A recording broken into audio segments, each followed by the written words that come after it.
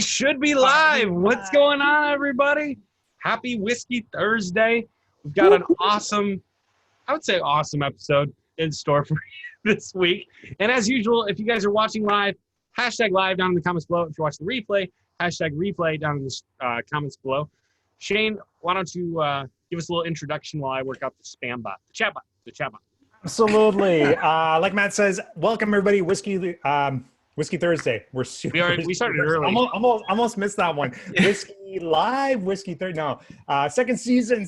We're super excited. Whiskey Thursday here, and we've been bringing on some amazing guests. And tonight we are super excited to have Austin Benton with us, CEO of Lead Spring, the new up-and-coming ISA company. We're super pumped to have you. Up-and-coming? They're up in there, it sounds like. They're up in there. So, yeah, for sure.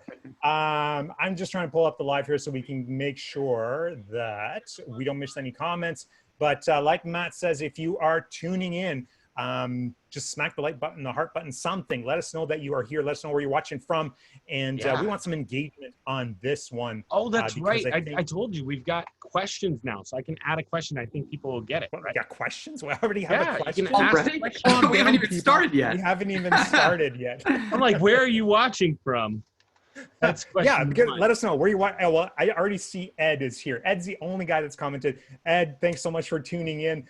And guys, if you're tuning in, hashtag live, hashtag replay, make sure you let us know where you are watching from so we can call you out and welcome you here to be live. But super excited here to have Austin, CEO of Lead Spring. Like I said, Austin, welcome to the show. We're excited to have you. Thanks so much for taking some time out of your crazy busy schedule, because I know things have been nuts for you over the past month or so. So this is going to be great. Crazy considering the climate that we're in right now. Like, your business is growing. I have never been busier in my life, but I'm really excited about it, and just want to say thanks so much for having me on. I'm super excited to be on here. You know, you watch Whiskey Thursdays, you know, from your couch, and then all of a sudden I'm on. So it's kind of weird, but I'm super excited to be here. Thanks for having me on.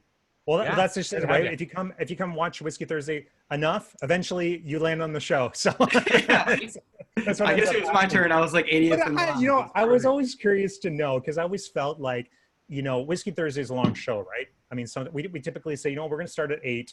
We don't never start at 8 because somebody's got to go up and get a drink or go to the washroom or is late on, getting on or whatever. That's typically me. So, I was going to say, I like how he prefaced it as somebody. Like Someone. Right? But so we typically start at like 8:15, maybe if we're lucky. And then, but then sometimes, like in some cases, we go on for an hour, 2 hours. And it feels like we've only been on for 15, 20 minutes, right? Other than, some of us being a little older need to like go to the washroom or something, right? But I'm always curious to know, like, and you just mentioned, like, some of us watch Whiskey Thursday from our couches or whatever. Where's everybody watching Whiskey Thursday from tonight? I'm curious to know about that. Like, are you cooking? Are you driving? I think it'd be kind of a fun show, like if you're on a road trip or something, right? And just listen in and listen to Shane and Matt make fun of each other.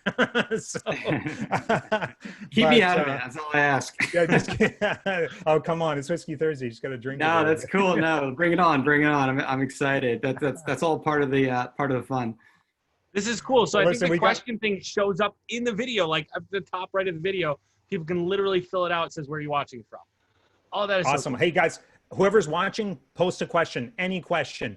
Ask a personal, like, you can ask any question, any personal question. No, they got to answer the question, Shane. They got to answer the question. What do you mean? You got to answer? It's not. We posted the question. You said, where are you watching? What? Oh, where are you watching from? Okay, where are you watching from? So post up the question. Let's see what it looks like in I'm waiting to see. It looks like they're coming up. From home. There you go. Dave. What's up, Dave? Thanks for tuning in. From home office, glass of wine in hand. Awesome. Let's take a look, see what this looks like on Zoom. Brand new feature. We are super excited.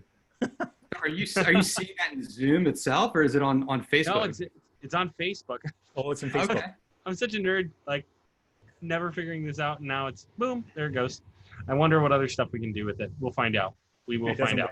Whatever you're doing doesn't work. Guys, what is going on? Thanks for And then we got Peter. What is up? Ed is here. Victoria, Las Vegas, baby. Thanks for tuning in, Victoria. Josh says live from my kitchen table. Good stuff. Alec is here. Jesse's here. We've got who else? Nick Luke, says what is hello up? from Australia. Australia. Nice. Very cool. That's There we go. like 8:30 in the morning for him, or possibly 10 in the morning, or maybe earlier. Don says home office with my Elijah Craig. Great choice, Don. I love some Elijah Craig. Great whiskey. That's awesome. Well, listen, Austin, thanks so much for coming on the show. I hope you're going to enjoy yourself tonight, and I hope that people that are tuning in are going to get a lot of value out of it tonight.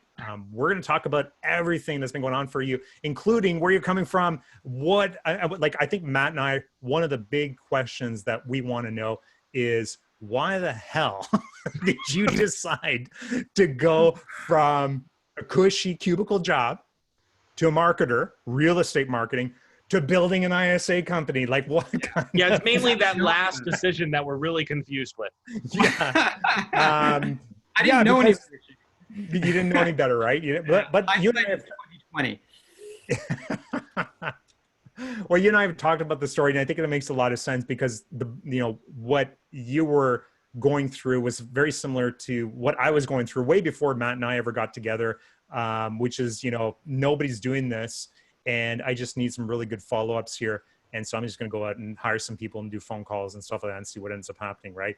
I failed miserably. So I ended up seeking out some help, and that person that came along and helped me was Mr. Kramer, which was really nice of him to hop on a call one day with me and tell me that everything that I'm doing is absolutely wrong. And, he was happy to get on the phone with our team and provide a little bit of training. And then the famous follow-up scripts that are now part of the Academy came from that. I mean, that was essentially where all of that came from, which was Matt's genius. So props to Matt for doing that. But what, that eventually spawned, part of your business as well, which is really cool. Right. So really excited about that. So, let's get into that. Let's go ahead and why don't you give us a little bit of a background in terms of, where you were at. Like, don't go way back because nobody really cares about that stuff. Yeah. But that's just going to give us an idea. I decided to, learn how to, I don't know, do something. But yeah, just give us an idea of sort of that transition from, what you were doing then into marketing, why you did that, and then into Lead Spring, which is now your primary business, doing follow-ups and so on. Yeah. Yeah. So, I mean, well, I've been in the game for probably about 6 years now. So about half of that time was doing it part-time as I had a soul-sucking corporate finance job, which I hated. I loved the people, but I actually hated going in every day. So I was, on the side doing my digital marketing, for mortgage and real estate agents, trying to get as many clients as I could while also having a full-time job and, having a couple of kids in that time period as well. But eventually I was able to, get a critical mass of clients as I was working that I was able to let my job go. So that was about 3 years ago now. And yeah, I've been focusing on the agency primarily ever since. So I guess in that first year, I was able to so I had like this really killer Facebook client getting funnel. So, and it was booking appointments for like really, really cheap. And I was just like growing and growing and growing. And it was fantastic, man. I ate off of that funnel for like a whole year, which was awesome. Right. But eventually, sooner or later, like attrition happens. Right. And like what was ended up happening to me was I was like gaining a lot of clients, like, 2, 3, 4, whatever it is, clients a month. But then on the back end, I was losing those clients. I mean, this was, probably three years ago when I started that process. This was before like Go High Level, before, ISAs are really in like the broader, consciousness or whatever that you guys obviously like spearheaded, bringing that to everyone. So everyone knew that an ISA was a great add-on, but this was before all that, So I was trying to build like CRMs with sticky tape and Zapier and Slide Dial and Scipio, like all that stuff. So, but anyways, we've all been there. You know, it's Yeah, crazy because I way back, like back in like 4 years, I think it was like maybe 3.5 years ago or so, when I was looking, like I was diving into this idea of like building up an ISA team, getting people to do follow-ups on the leads that I was generating, because that was the number one big problem with the agents, like the teams I was working with, right? And I talk about this story in other lives that I've done in other interviews, where it's like I had this client, they're already doing Facebook ads, so I was useless to them. The only thing they wanted was follow-ups, right? Yeah. So I ended up building a follow-up team, and that's what landed me one of my first large customers. But back in the day, I remember having this conversation with this one guy. He was a big CRM developer. Did a lot of stuff with Salesforce and conversion. Is it Conversionsoft or no? What's the other one? Infusionsoft. Infusionsoft, yeah, Conversionsoft. Confusionsoft, and he told me. I told him what my requirements were basically, listen, I need to be able to nurture and follow up with leads automatically. And then do this, and this, and this, and this. And he's like, listen, if you can develop that, you'll be a millionaire, right? Yeah. And then 3 years ago, you got High Level that's starting to pop out now. That's pretty much handling everything that we need, with a few little quirks here and there. But and it's still relatively new software. I mean, you look at Salesforce, like how long have they been around for, right? I mean, it's so give High Level 10 years, it's going to be a pretty amazing software, I think. But it's kind of neat to see that now the technology is catching up, and it's getting a little bit, although the follow-up side of it and what you're doing still very, very challenging, I think, for marketers. Like starting now, it's much, much easier, right? You've got companies like LeadSpring that are capable of doing the follow-ups. You've got companies like High Level now that are capable of doing the automated follow-ups. And then you got, like back in the day when I was doing real estate ads, there were very, very limited amount of courses out there. Now it's, you can just go out and YouTube anything and you can start building ads for it. So it's becoming much, much easier these days to do this. Yeah. And let's see, we've got a poll. I was able to put up a poll. It says, are you currently using an ISA service? So if you guys are seeing that on your screen, right in the center there, it says, are you currently using an ISA service? We want to know the answers.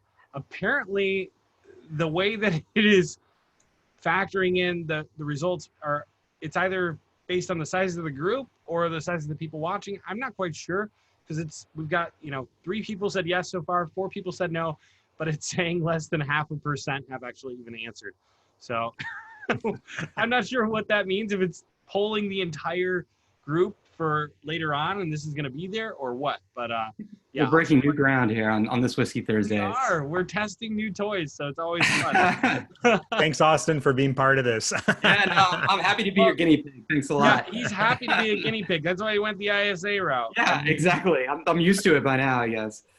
I've Chris here says hashtag quarantine beard. I think he's loving the beard. Yes, thank you. Thank you. Who else is watching? Got the quarantine beard going on, or the quarantine hair? Someone referred to this beard as majestic the other day, and I quite like that. Well, it's funny. Well, I mean, when I got on the call with you, I haven't spoken to you in a little while, and I'm like, whoa, that's yeah. You were shocked. You were like, oh my God, what is that? Yeah. Who is this? I said he's working on making a homemade mask. Yeah. I told my wife, like, she's saying, like, you gotta shave it. It looks horrible. Like, you look like a monster. I'm like, I will, just at my own pace. So I kind of like it, but you're right. It's getting a little bit too crazy. But it's hashtag quarantine beard. So that's fine with me. There you go. So you got started in the ISA world how long ago? Yeah. Like, tell us, walk us through like how did you end up here? Yeah. I know it's crazy, right? It's like, so since my very first phone call, it's probably been about 1.5 years or so. Mm-hmm. But this is what I was talking about earlier with like attrition, like I was just adding clients and losing them. And I'm like, man, there's gotta be a better way to like, how do we deliver and over deliver for clients, And that's when you guys were talking about like ISAs, I'm like, all right, cool. Like I'll just plug an ISA right in there, and then I'll just be able to grow. But I was still losing clients. So and real quick, we always got to cover this for anybody who doesn't know what an ISA is. Inside sales agent. Mm-hmm. Basically, people. So these are folks that will work the phones. Will actually call call your leads, right? Or your client's leads for you, and be that bridge to be able to connect the lead and the client together. And that can be done in a couple of different ways, like up until pretty recently, I think it's been primarily about booked appointments, booking appointments, qualifying leads, that sort of thing. Yeah. But my whole thing was like, every time I had a booked appointment, like I was like, oh, this is a huge win. Like booked appointment, like how can the client possibly be dissatisfied with that, right? Mm-hmm. But what ends up happening is everyone on this call, like on this live, knows that like the no-show rate is like astronomical especially for Facebook ads and internet leads. Yep. On appointments. So what ends up happening is you take something that's a very positive thing for your agency and the client, a booked appointment, and it flips it, right, to being a completely like a negative experience, because the client, they block off the time on their calendar, they get excited, they make the call, and then there's a no-show on the other end, right? And then they'll call again, right? Or you'll tell them, hey, just call again, or call like right when the appointment's made, or whatever the strategies are. But the more times that client's calling and getting no one on the other end, like the more like mad and annoyed and frustrated they're getting. And at least that's what I had experienced. So it's taking something that's great and turning it into something that's like, as great as it is, it's equally as bad when it doesn't come to fruition. So I'm like, all right. It's like raising their expectations and letting them down constantly. Like you're better off not even raising their expectations, because they get excited because it's, oh, I got this phone appointment and this person doesn't answer. And it's like, well, Austin's a terrible person because he can't get this to work.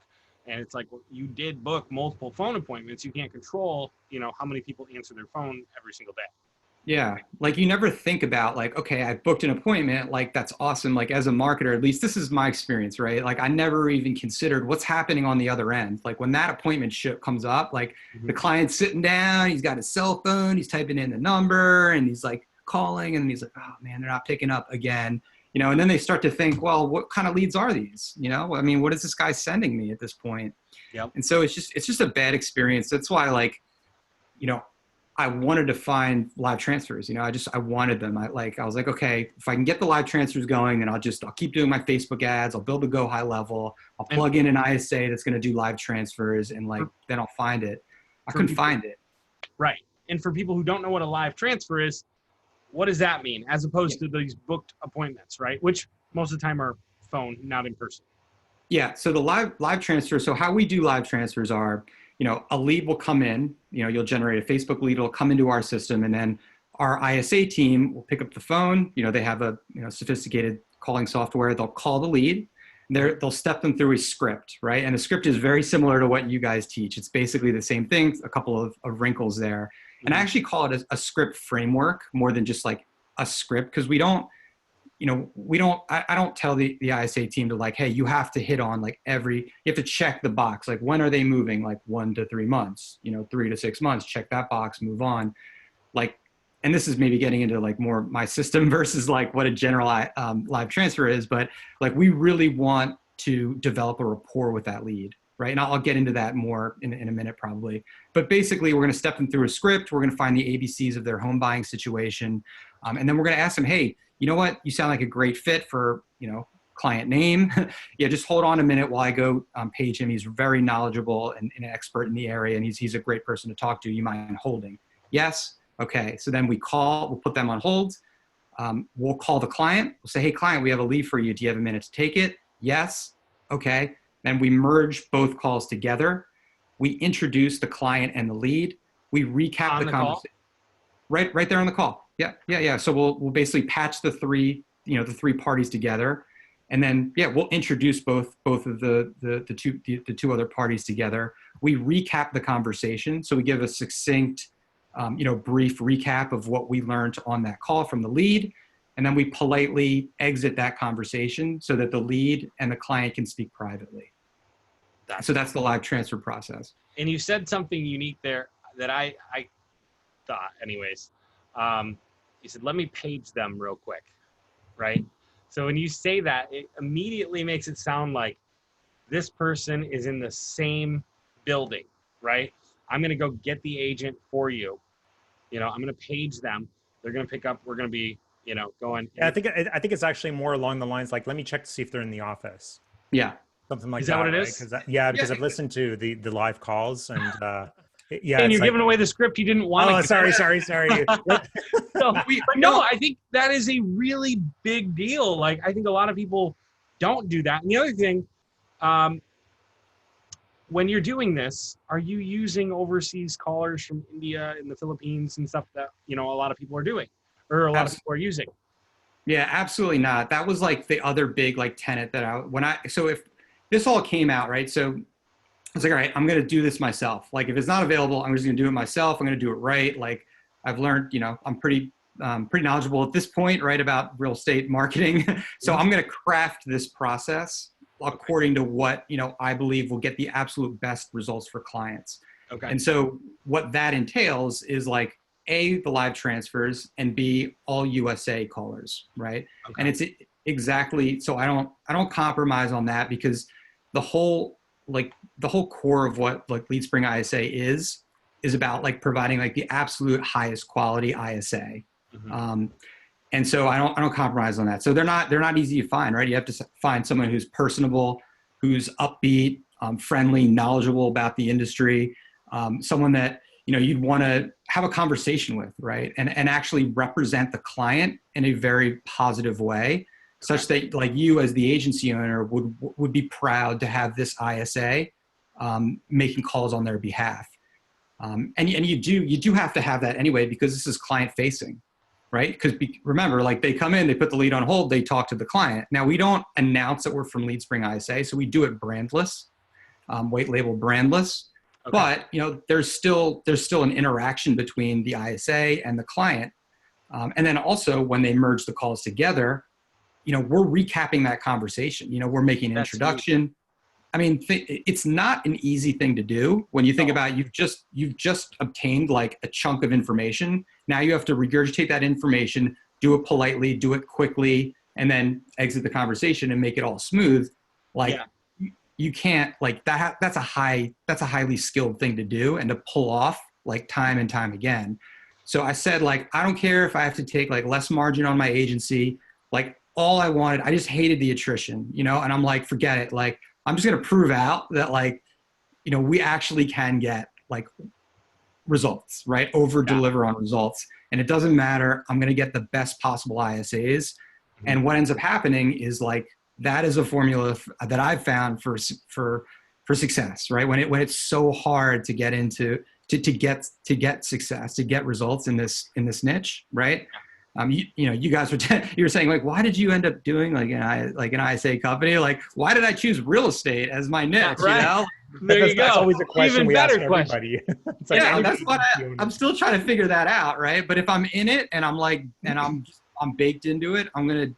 I'm going to make it happen. So that was the formula, and it's endured throughout the entire since I started. And I want to know like a little bit about the struggle. We always call that the handoff, right?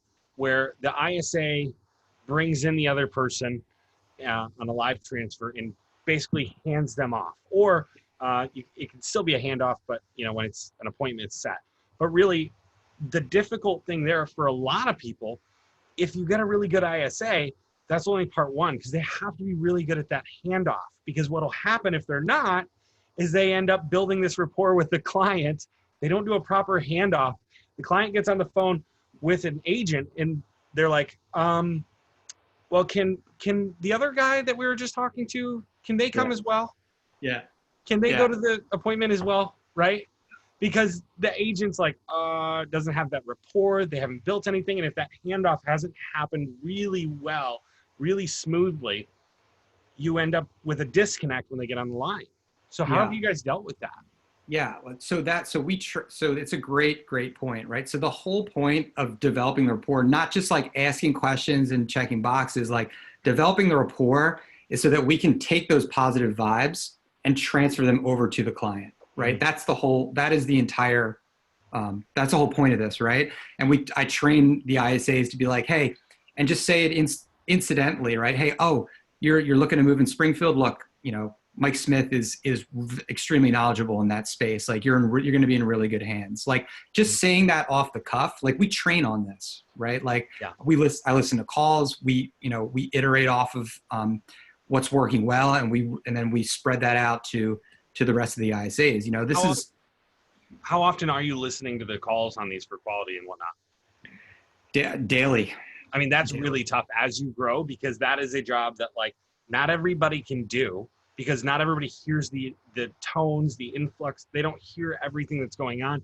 They may not hear where it disconnects from the client and that ISA. And so it's like, it's one of those things. A lot of times I always had a hard time getting somebody else to listen to the calls.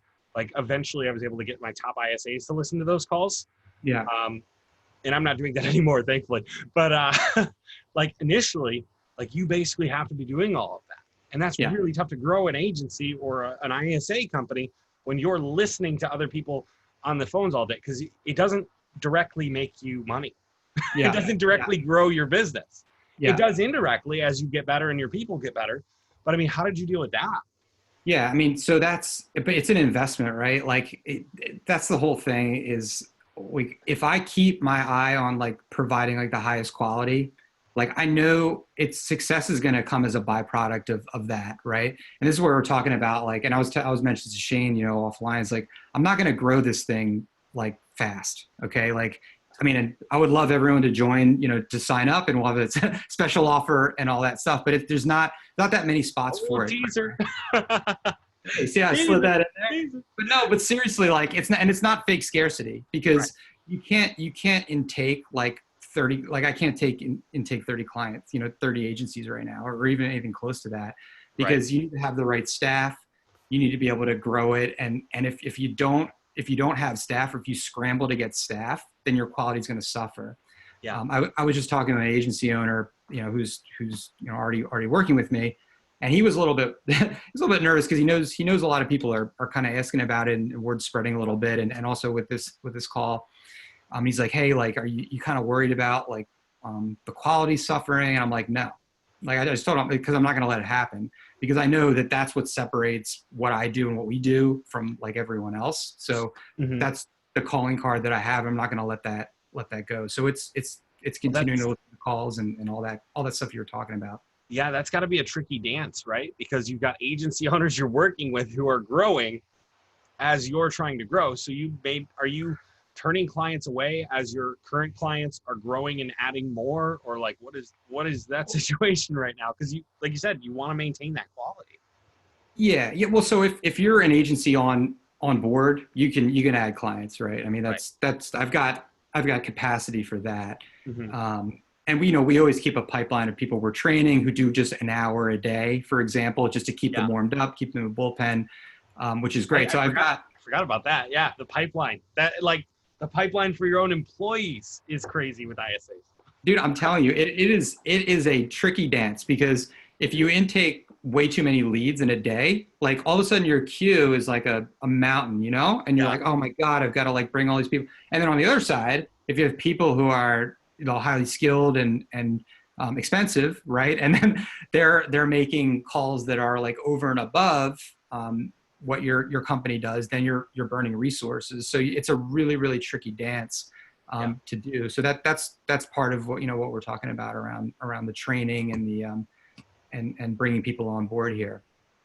Yeah, I'm nerding out a little bit. I'm having fun and PTSD moments at the same time. Like flashbacks, and then at the same time, like, but yeah. So for anybody that's watching in Austin, I don't know if you know Matt's history at all, but Matt ran a team of 30. We were up to 36 at one point. 36 ISAs at one point, 40,000 calls a day, something. Dude, I'm telling you, like I'm stupid. Like 40. Like imagine having a team. I don't think we ever got to 40,000. I think the max we got was close to 30,000 calls a day. It was over 30,000, because the reports you were showing me, I was like, holy crap. Like way back, you were showing me all those spreadsheets, right? Yeah. And it's like, okay, well, you know, this is what I did. So if you want to listen to me, you can. You don't have to, but like, I think I know what I'm talking about. Yeah, no, it's amazing, right? It's like, yeah, go ahead. I was going to say the other thing that like, we haven't got into, you know what, if you guys are watching live, don't forget #live in the comments down below. If you're watching the replay, #replay down in the comments below. Let us know if you have questions. Hit the like button, hit the heart button. Let us know that you're here and engage with us a little bit. We haven't seen any engagement in 5 minutes, and I know it's because you're so completely encapsulated in what we're talking about, because it's amazing stuff. But don't forget to let us know Like, come on, we're we have all a on bunch Zoom here in the basement in quarantine.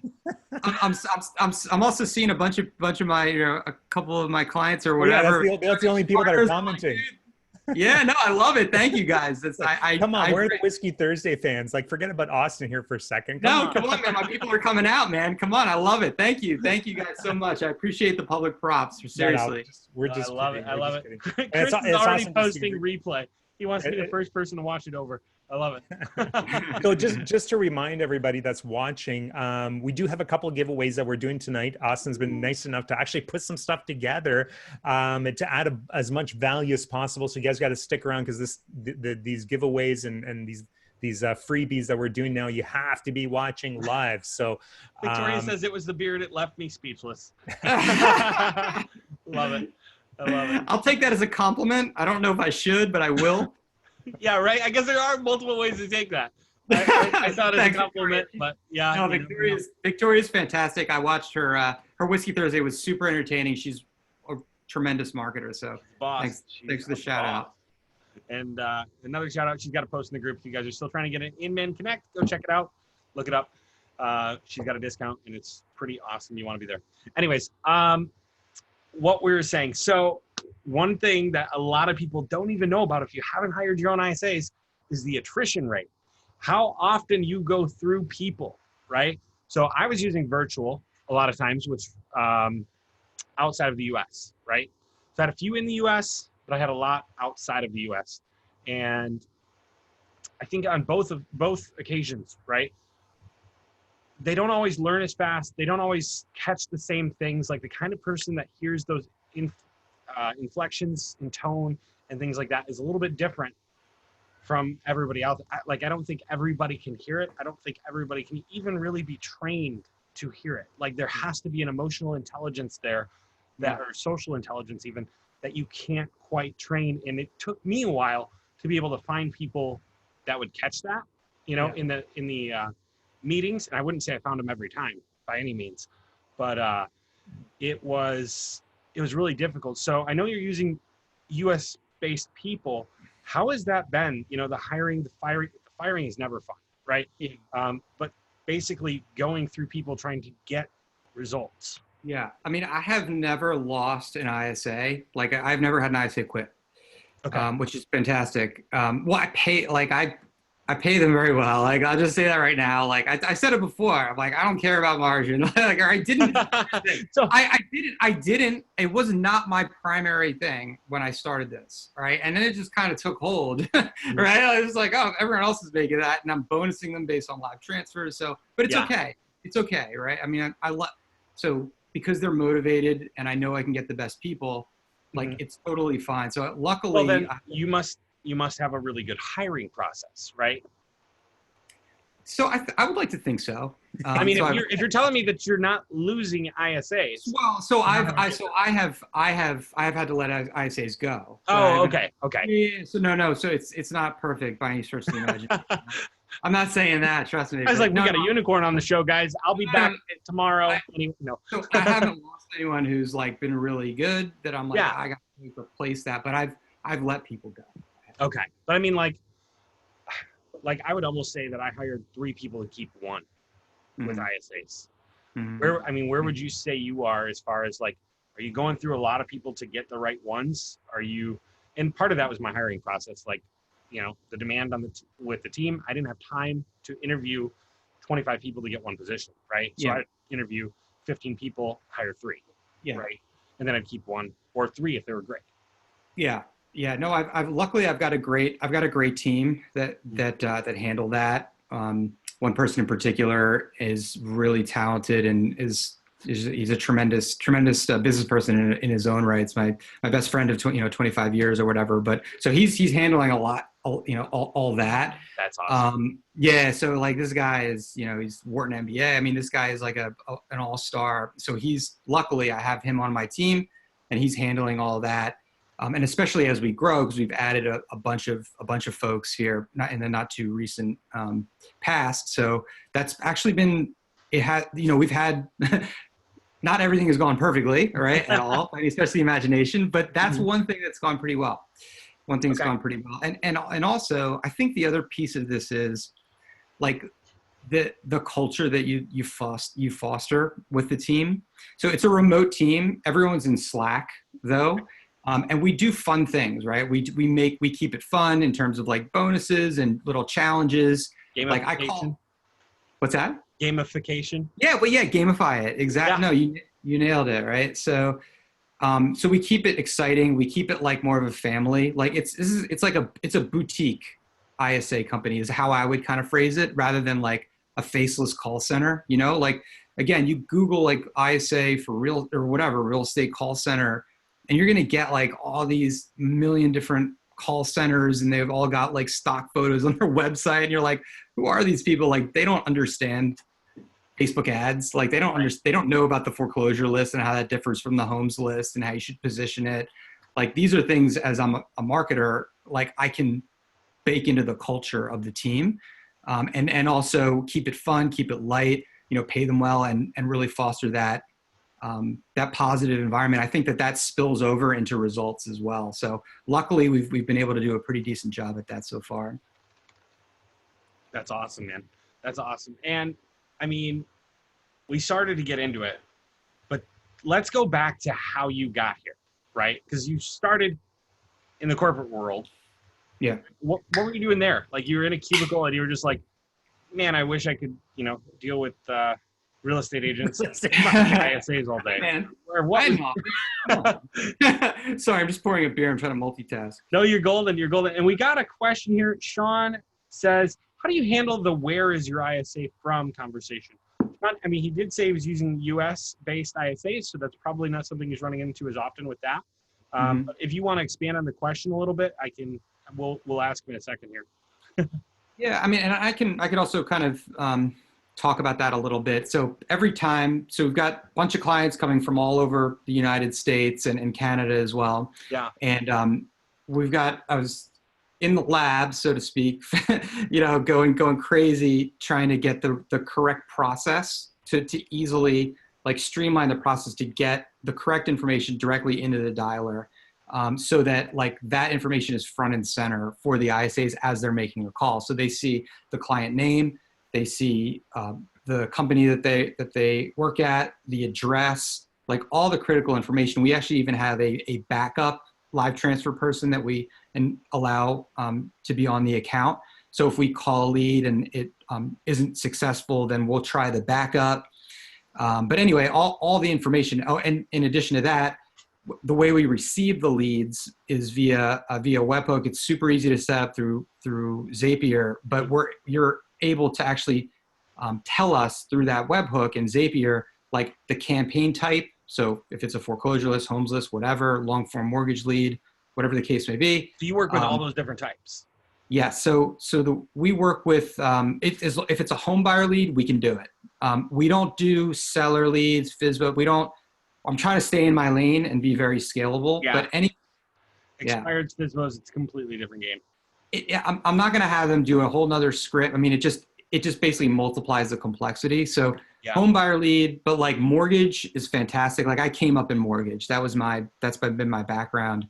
Was that your corporate gig or? No, just my marketing come up.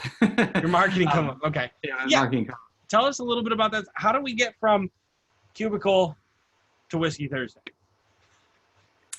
You know, I've been into digital marketing since 2011. Like I've been like I've always been like fascinated and loved it. But I got serious into it about 6 or 7 years ago. Mm-hmm. But I don't know. Like I went to college. I went to business school. When I came back from business school in the UK, I got like it felt like the right thing to do to get like a corporate job. You know, you just spent all this money on getting an MBA, and like now all of a sudden.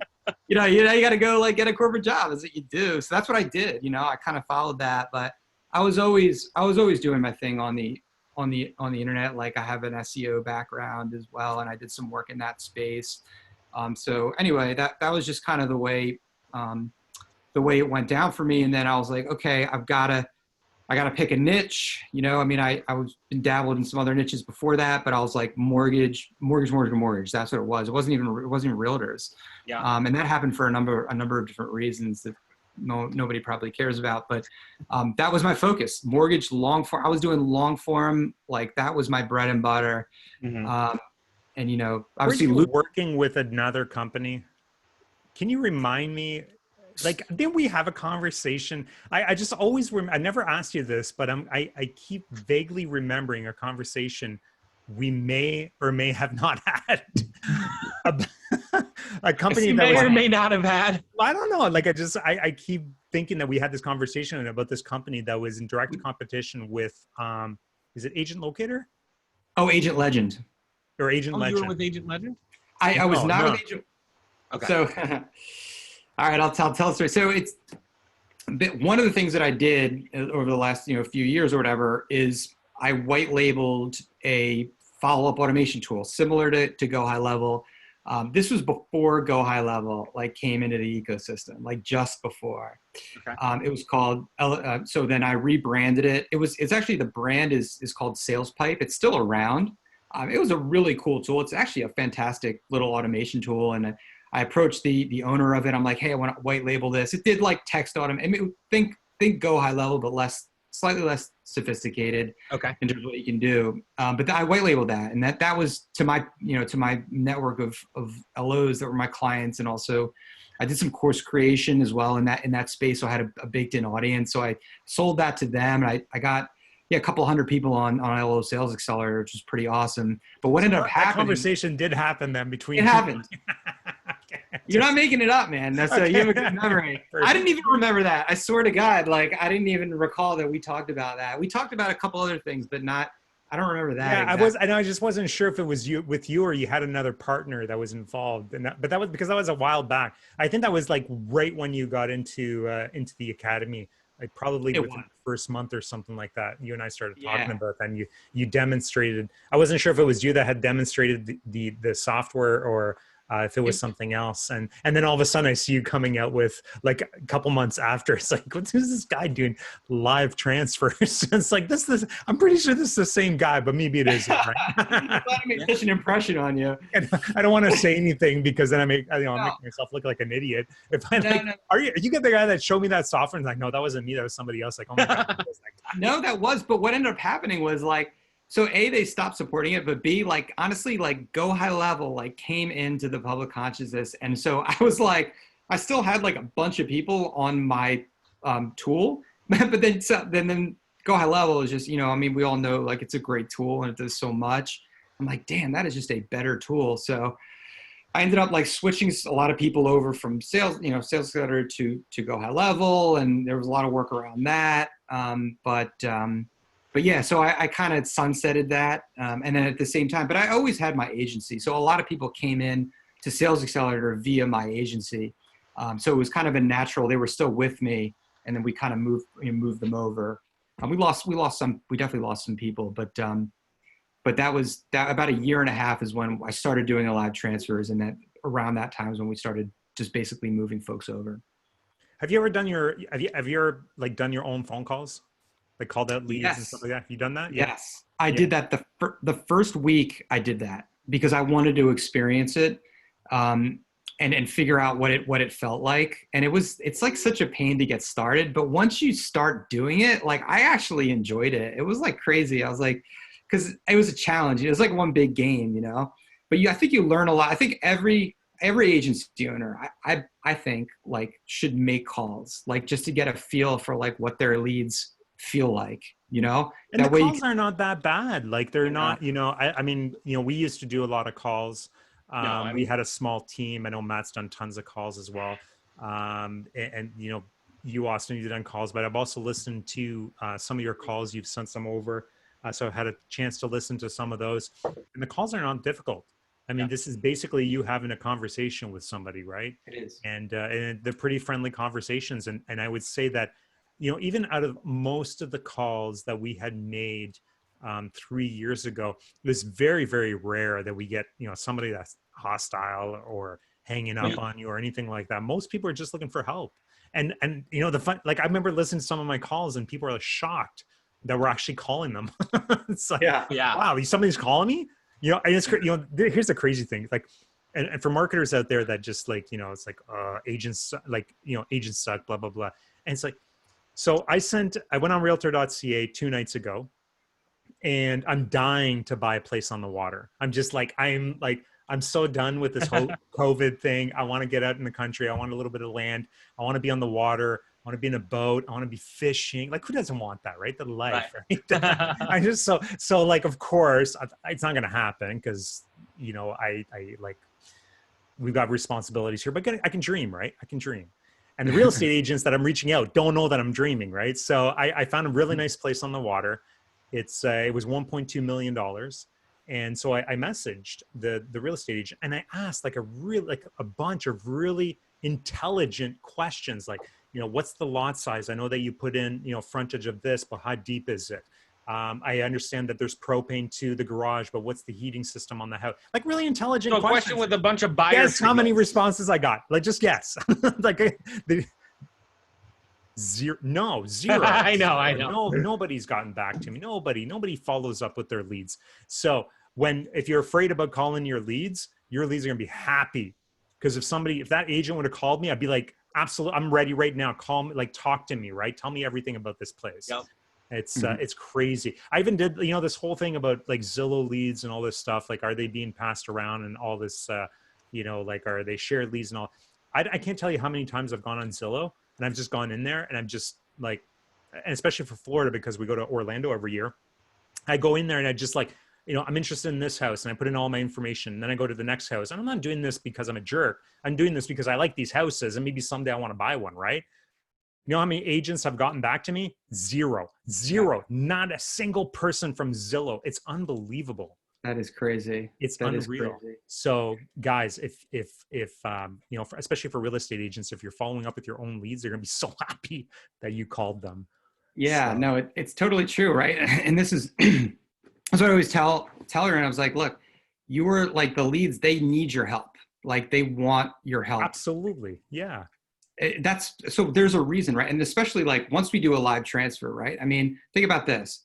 They're filling out a lead form. So they're taking the time to put their personal information into a random Facebook ad, right? And then we're calling them, we're having an actual like real human conversation, right? They're agreeing to speak to you. Okay. And then you are having a conversation. Like, it does not get any more like intimate than that. Right. I mean, these are people who need your help, who want your help. They just don't, they may not fully realize it at the time, or if you're like booking an appointment, they're going to no-show you, or if you're texting them and they're not getting back to you, they think, oh, the leads suck. But, these are people who are jumping through hoops to speak to you. Right. So These are viable prospects. Yeah, absolutely. One of the things that, and Matt's gone now, of course, but I'm going to give him credit right now. So when we had our ISA team, like our own, like I had hired people and they were doing phone calls for us. And so Matt hopped on and he listened to a few of the phone calls. Sorry, my kid's like, they hear my name. I don't think it hears like losing her mind in the background. But anyways, so one of the things that Matt had said, like when him and I got back on the phone, he had a chance to listen in on phone calls that the team was doing. He basically came back. He's like, listen, your ISAs, the people that are making the phone calls, have already made up their mind that the leads aren't going to convert. And that's a problem. And I was like, wow, I didn't hear that. It's crazy. But as soon as he said that, I was able to go back and listen to some of the calls. I'm like, oh my God, yeah. Like, this person that's calling the leads for us has already actually made the decision before even making the phone call that this lead will never close, right? And ever since then, like even with agents that I work with, I always remind them of that. Like, make sure you're calling with an enthusiasm, and you're convinced that this is the next customer that's going to close, right? And that's really, really important, because that comes on, like it comes through on your phone call and your voice and your demeanor and everything, right? Just your personality on the phone.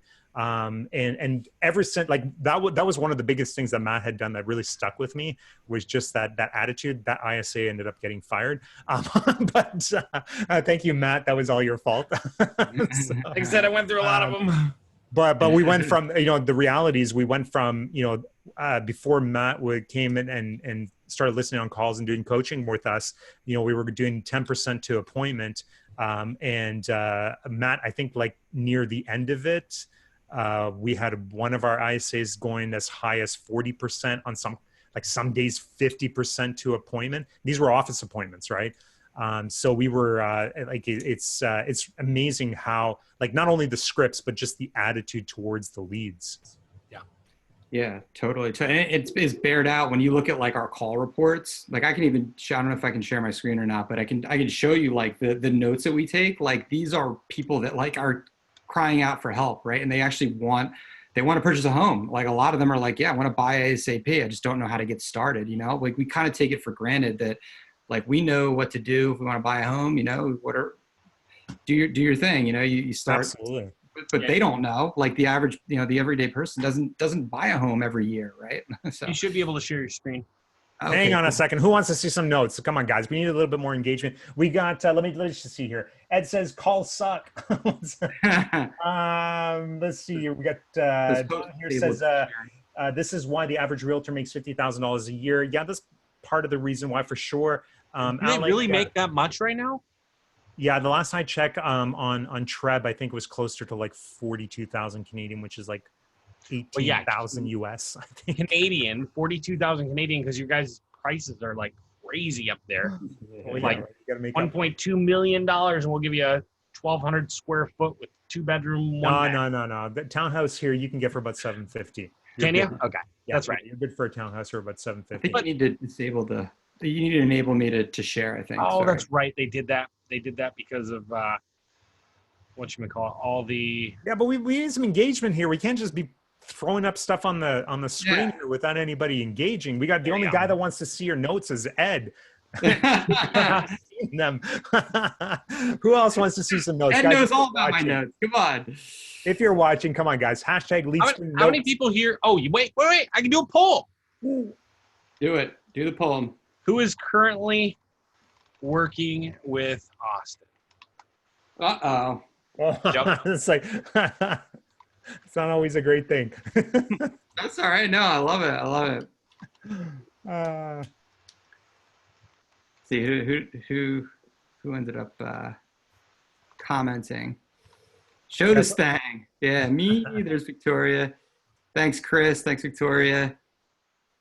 Who else is working with me? Who wants to? Ed as well, yeah. Notes. Thank you, Ed.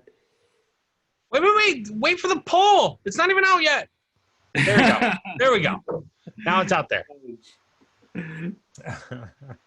Now you got to answer the poll. Now you can answer the poll. It's right on your. It should. We're trying new things, people. We're trying new things. We're going. Yeah. It's not working. It's not up. All right. You should be able to see, or you should be able to share your notes now. Okay. Let's do it. And people, if you see a poll in front of the notes, you can get rid of it by answering it. Here are some notes. All right, can I move this? Let's say. So here is a call report. So I've redacted the names and I've cleaned basically anonymized it. Mm-hmm. But here are notes. So you can see. I'll just pop one random one open so we can just look at it. So we take a lot of pride in creating very detailed and well written notes. Like it makes a difference because when we actually make the live transfer, we send all the notes to the client. We send not only the notes, but we actually have this concept of a star rating, which I'll talk about in a second. Mm-hmm. Whether the transfer was connected successfully or not, who we attempted to call, all that stuff is SMS to the client and also emailed, and also the agency owner as well, so that you guys can actually be very, very current in terms of what we're delivering for your clients. Wow. Yeah. So this is a good example, right? So just detailed. Holy cow. Let's do another one here. Just picking these at random, like Wayne started to search today, doesn't know where he stands, credit, lender, blah, blah. I mean, the Jawanza one he picked just a second ago was awesome, man. Let's see. One, I mean, I would look at that because it says currently her lease expires end of July. So she's looking for something between now and August. So that to me immediately says this person, the fact that they're open to now tells me they're really motivated, because that would mean they'd have to break their lease, right? And if somebody's willing to do that, they seriously want to be in a home. And then look at this. She works full-time and as a second job as a, I don't even know what that word is. Phlebotomist. I think it's some sort of like plant person, right? Ah, I'm so gonna the look fact it up. I'm gonna look it up. So like our ISAs are college educated, right? So you can tell, like that's a word I didn't even know, and the ISA wrote that in the notes. So I just gotta tell you, I am. Shout out to anybody who can figure out what that is before Matt Googles I it. was completely wrong. I thought it was something like. I thought it was something with like flowers. I was completely wrong. Okay, don't say the answer. Anybody else know who that is? Come on, guys. Wow. Big shot at it. Yeah, Matt will give you $20. Michael got it. Gift card. Michael got it. Who? Michael. Hotman. Blood draw. Yeah, what blood draw. So somebody who works with like donating blood and whatnot, they help puncture the vein with a needle, that kind of thing. Interesting. Yeah, so the procedure is known as a venipuncture. The person who performs phlebotomy is called a phlebotomist, although most doctors, nurses, and technicians also carry out a phlebotomy. I think Ed and Chris have the right answer as far as I'm concerned. But anyways, let's move on. Yeah. So let's take we can take a look a couple more. I want to introduce this concept of this ISA star rating. Yeah. So you can see all these stars, right? People are like, what is a star? So my ISA is give the leads a star rating on a scale of 1 to 10 based on what they feel personally is the opportunity, right? So 10 is like a multi-million-dollar house ready to buy, blah, blah. So 1 to 10. So it's subjective, right? It's because the ISA is the one who actually talked to that lead, right? In the first instance. So they have like a deeper feel like of what the value or potential value is of that lead. So I had them say, look, like let's start this star rating. So we've been doing this for a year, the star rating. People, like clients, love it because it gives you a quick feel of the opportunity. Yeah. And it's not perfect, right? I mean, one person's 8 could be a 4 or whatever, but it's directionally, it gives people a quick feel of the opportunity. I see the one right there that has a 3, right? Mm-hmm. And then they're putting the reason for the rating? Yeah. Yeah. So we do the star rating. We give a reason for the rating to justify the rating. We give the full comments, whether the transfer was successfully or not, who we called for the transfer. And then once we have all that, not only does it go into their call, this is the call report. This is just a filtered call report on all the live, recent live transfers. Mm-hmm. But so the information gets into this call report, and you as the agency owner get a report for each of your clients individually that you can send to them. I mean, you can see this is a nice looking report. So you can send this directly to your clients. Yeah. And you get your entire agency's report, all your clients as one big report that you keep internally. So, and this has all the call note, all the call dispositions, voicemail, all that stuff is all there, call history, everything you can want. I'm not going to scroll to the right or left because there's Dwayne Roberts says, I've been in the business for 17 years as an agent, and you simply cannot get any better than this. Any questions, send me a PM. I will shoot you straight. Thank you. I appreciate that, Dwayne. Yeah, Dwayne's one of my valued agency partners, and we're scaling up together. Love it. Yeah, Dwayne is a very, very talented marketer, so I really appreciate that. So we get all the information, and so all this comes into the call report. But better yet, which my personal opinion, so we also send SMS notifications, right? And this is what it looks like. I just put together a slide or two here, but this is what it looks like. So live transfer. This is the lead information. That's whether it's successfully connected or not. There's the rating and all the call notes. So this goes to both your client and the backup client for the live transfer. It goes to both of those and you as the agency, as the digital marketing agency owner on that account. And so, yes. Real quick, do you work directly with agency owners or you work directly with agents? How does this all work? Both. Okay. So I work. Yeah, because I have clients that are on this right now, like direct clients, like agents and that's where this was born out of, and so I've kept those clients. Like my whole thing with like marketing agencies is like, again, I always go back to nutrition, how painful that is. Yeah. But like when I put this system into place for my direct clients, right? Just clients, just like you all have, like realtors, loan officers, whatever. My retention rate doubled. So like the whole goal that we have for marketing agencies is to basically double your average customer value by doubling the average duration with which a client stays with you, right? That's smart. It's a lot easier to keep a client than it is to go get a new one. Exactly. So yeah. So if your average customer stays for 2-3 months and then gets, then leaves, unfortunately, like that's what it was in my situation. And now my clients stay for 6 months plus. Like I rarely lose a direct client anymore, just because. Sorry, I was gonna say, yeah. Where does the pricing start, right? Because I mean, a lot of people, are pitching this stuff to clients, and it's $3,000, $4,000, $6,000. Where does this start for either an agent who is like, this sounds amazing, or a real estate agency owner? Yeah, so I've got the site up. It's leadspringisa.com. You can go ahead and check it out. So that's the pricing for our real estate marketing and conversion mastery people. Ooh, we got a special pricing, did we?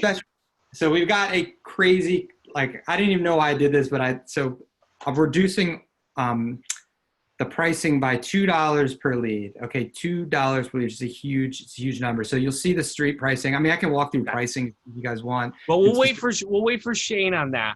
Okay. Yeah, I'm here. Oh, you are here. Okay. Yeah. Sorry, my camera. Yeah, sorry. Sorry. He's like, I didn't want to see people. I didn't want people to see me taking all the shots. No. Sorry. No, it's every time I hit my cable with my phone, it disconnects my camera. So. Yeah. I don't even realize that. I don't. So let me. Yes, listen. Before we get into that, there's one. I see you got a couple more slides here. There is one feature that I think a lot of people may overlook, but one feature you haven't spoken about, which is your survey. Is it in the slides? Is it in the slides? Don't ruin his show. Okay, I'm not gonna ruin it. Let's not get into the pricing. Let the anticipation. Oh wait, I think it's here. No, not there. I don't have it in the slide. So you're talking about the no. Okay, well let's talk about it, Austin, because I think this is a really let's talk about it. This is a really cool feature of your service, which is the survey that you send back to the customer, so to the real estate agent, asking them about what they thought about the lead quality, and they answer that, and that gets fed back to the marketer. Yeah. And so I love this feature because if a client ever comes back to you and says, well, listen, all the fucking leads are shit. It's like, really? Because I've got a big, long list here of leads that you said these leads were freaking awesome. Yeah. So it's really hard. Every live transfer also comes, the notification comes with like, hey, like, tell us how, tell us what you think, your initial impression of how valuable this lead is.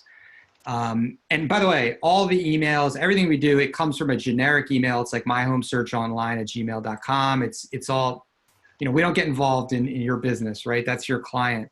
But they are able to basically tell us, like, was this very valuable? Was it valuable? Was it somewhat valuable? Or was it not valuable? And whatever they put there, then that information gets fed back to the agency owner so that you have that information in a list at your disposal. And where you get that information, by the way, is in our Slack group. So I wanted to just quickly mention the Slack group because that's where we're doing. So if you were to come to LeadSpring ISA as like an agent or an LO, like it's, there's a ticketing system, et cetera. But for you guys, everyone in the group and agency owners, like people that I know personally, we get you in our Slack group. Okay. So the Slack group is, so we create for you a private channel. So just you and our team, no one sees any of your information, but you're able to basically just chat with us in real time, because if you have questions or if you have like issues, right, or if you have something that you're worried about, like there's not as many live transfers or whatever's on your mind, we want you to just, that was the other thing, is like I want like really close communication between like the agency owner partners that we have and the ISA team. Because I remember when I was, engaging in different ISA companies, like you get worried, like, oh man, I haven't had an appointment or I haven't had a live transfer, like what's happening? You get antsy, and then it's something that you can't control. Like you are literally putting all this importance on an aspect of your business that you can't control, right? So I was like, I don't want that. Like, I want you guys to be able to have direct access, like ask any questions. Like if there's any like, hey, look, man, I really need this client. Can you just like go through their leads again? Like, I'm here to like, to help you like succeed, like, so it's like it's more of a spirit of partnership than it is like just like service that you're like, we are making calls for you. Like yeah. Your agents get to talk or No, communicate? not the agents, not the agents. Okay. Myself and then the team, Okay. Just clearing that. I was like, wait, what? No. That would get a little too hairy. But my goodness. No. I was gonna say, how do you divvy up their time? No. We wouldn't make any calls. But exactly. So I'm sorry. Continue. Yeah. So let's see. Yeah. So, and this is an example I just pulled. I blurred out some stuff, but basically when we get a transfer, so in addition to being on the call report and being emailed and being texted, if you're in the Slack group, we also Slack into our private channel, all your live transfers as they're happening. And so what that enables us to do, right, is like, this is an example of, I just screenshotted it and redacted some stuff. Mm-hmm. But then their client, he actually didn't fill out the survey that you were mentioning, Shane. He actually directly emailed. He just replied all to the email, which once in a while can happen. So I screen capped it in, and he's like, hey man, this is a strong lead. I must admit, your grading, this is like the rating system is spot on. And this one was like an 8 out of 10, pre-qualified, ready to go. And then to kind of close that, to fully come full circle, then the agency owner here was like, Austin, this is fantastic. He can be quiet, so it's great to see you. Nice job. So that's what I'm talking about. Like, as the agency owner, it's just like feedback. It's like partnership. And like, I feel like we can be way different and provide like a way different experience than like anything out there, because I'm an agency owner myself. And like, I understand like how it feels to be like, God, I'm not delivering for this client, and being up at night and just want to help like deliver for clients. Whereas like you couldn't previously. Yeah. I mean, there's nothing worse than like taking a client on and just knowing they're not going to get results. They're not going to pick their phone up, or, the ISA company I'm working with is not where they need to be, like, and they're not buying enough leads to cover for that, So just focusing on really taking care of your clients, I think it's something that is sometimes overlooked. Yeah, it is. It is, because as marketers, right, we are fantastic at like outreach, right? We like the good ones. Anybody with clients.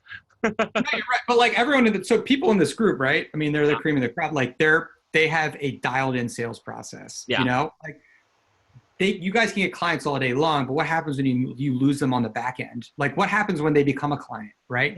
Now you got to deliver for them, right? And you got to over deliver for them, because they're all, agents and LOs, they're jaded, they've been through like 2 or 3 other ISA, lead gen companies, and they're like skeptical. But so you want to like we want to overwhelm them, with value. Like, that's what we want to do. That's how we're going to keep them for a year. Yeah. No, and that makes sense. I mean, you got one more slide, so I'll let you get back to the slide 4. Before I ask my next question. Sorry. So one of the things that I wanted to bring up, because there's always and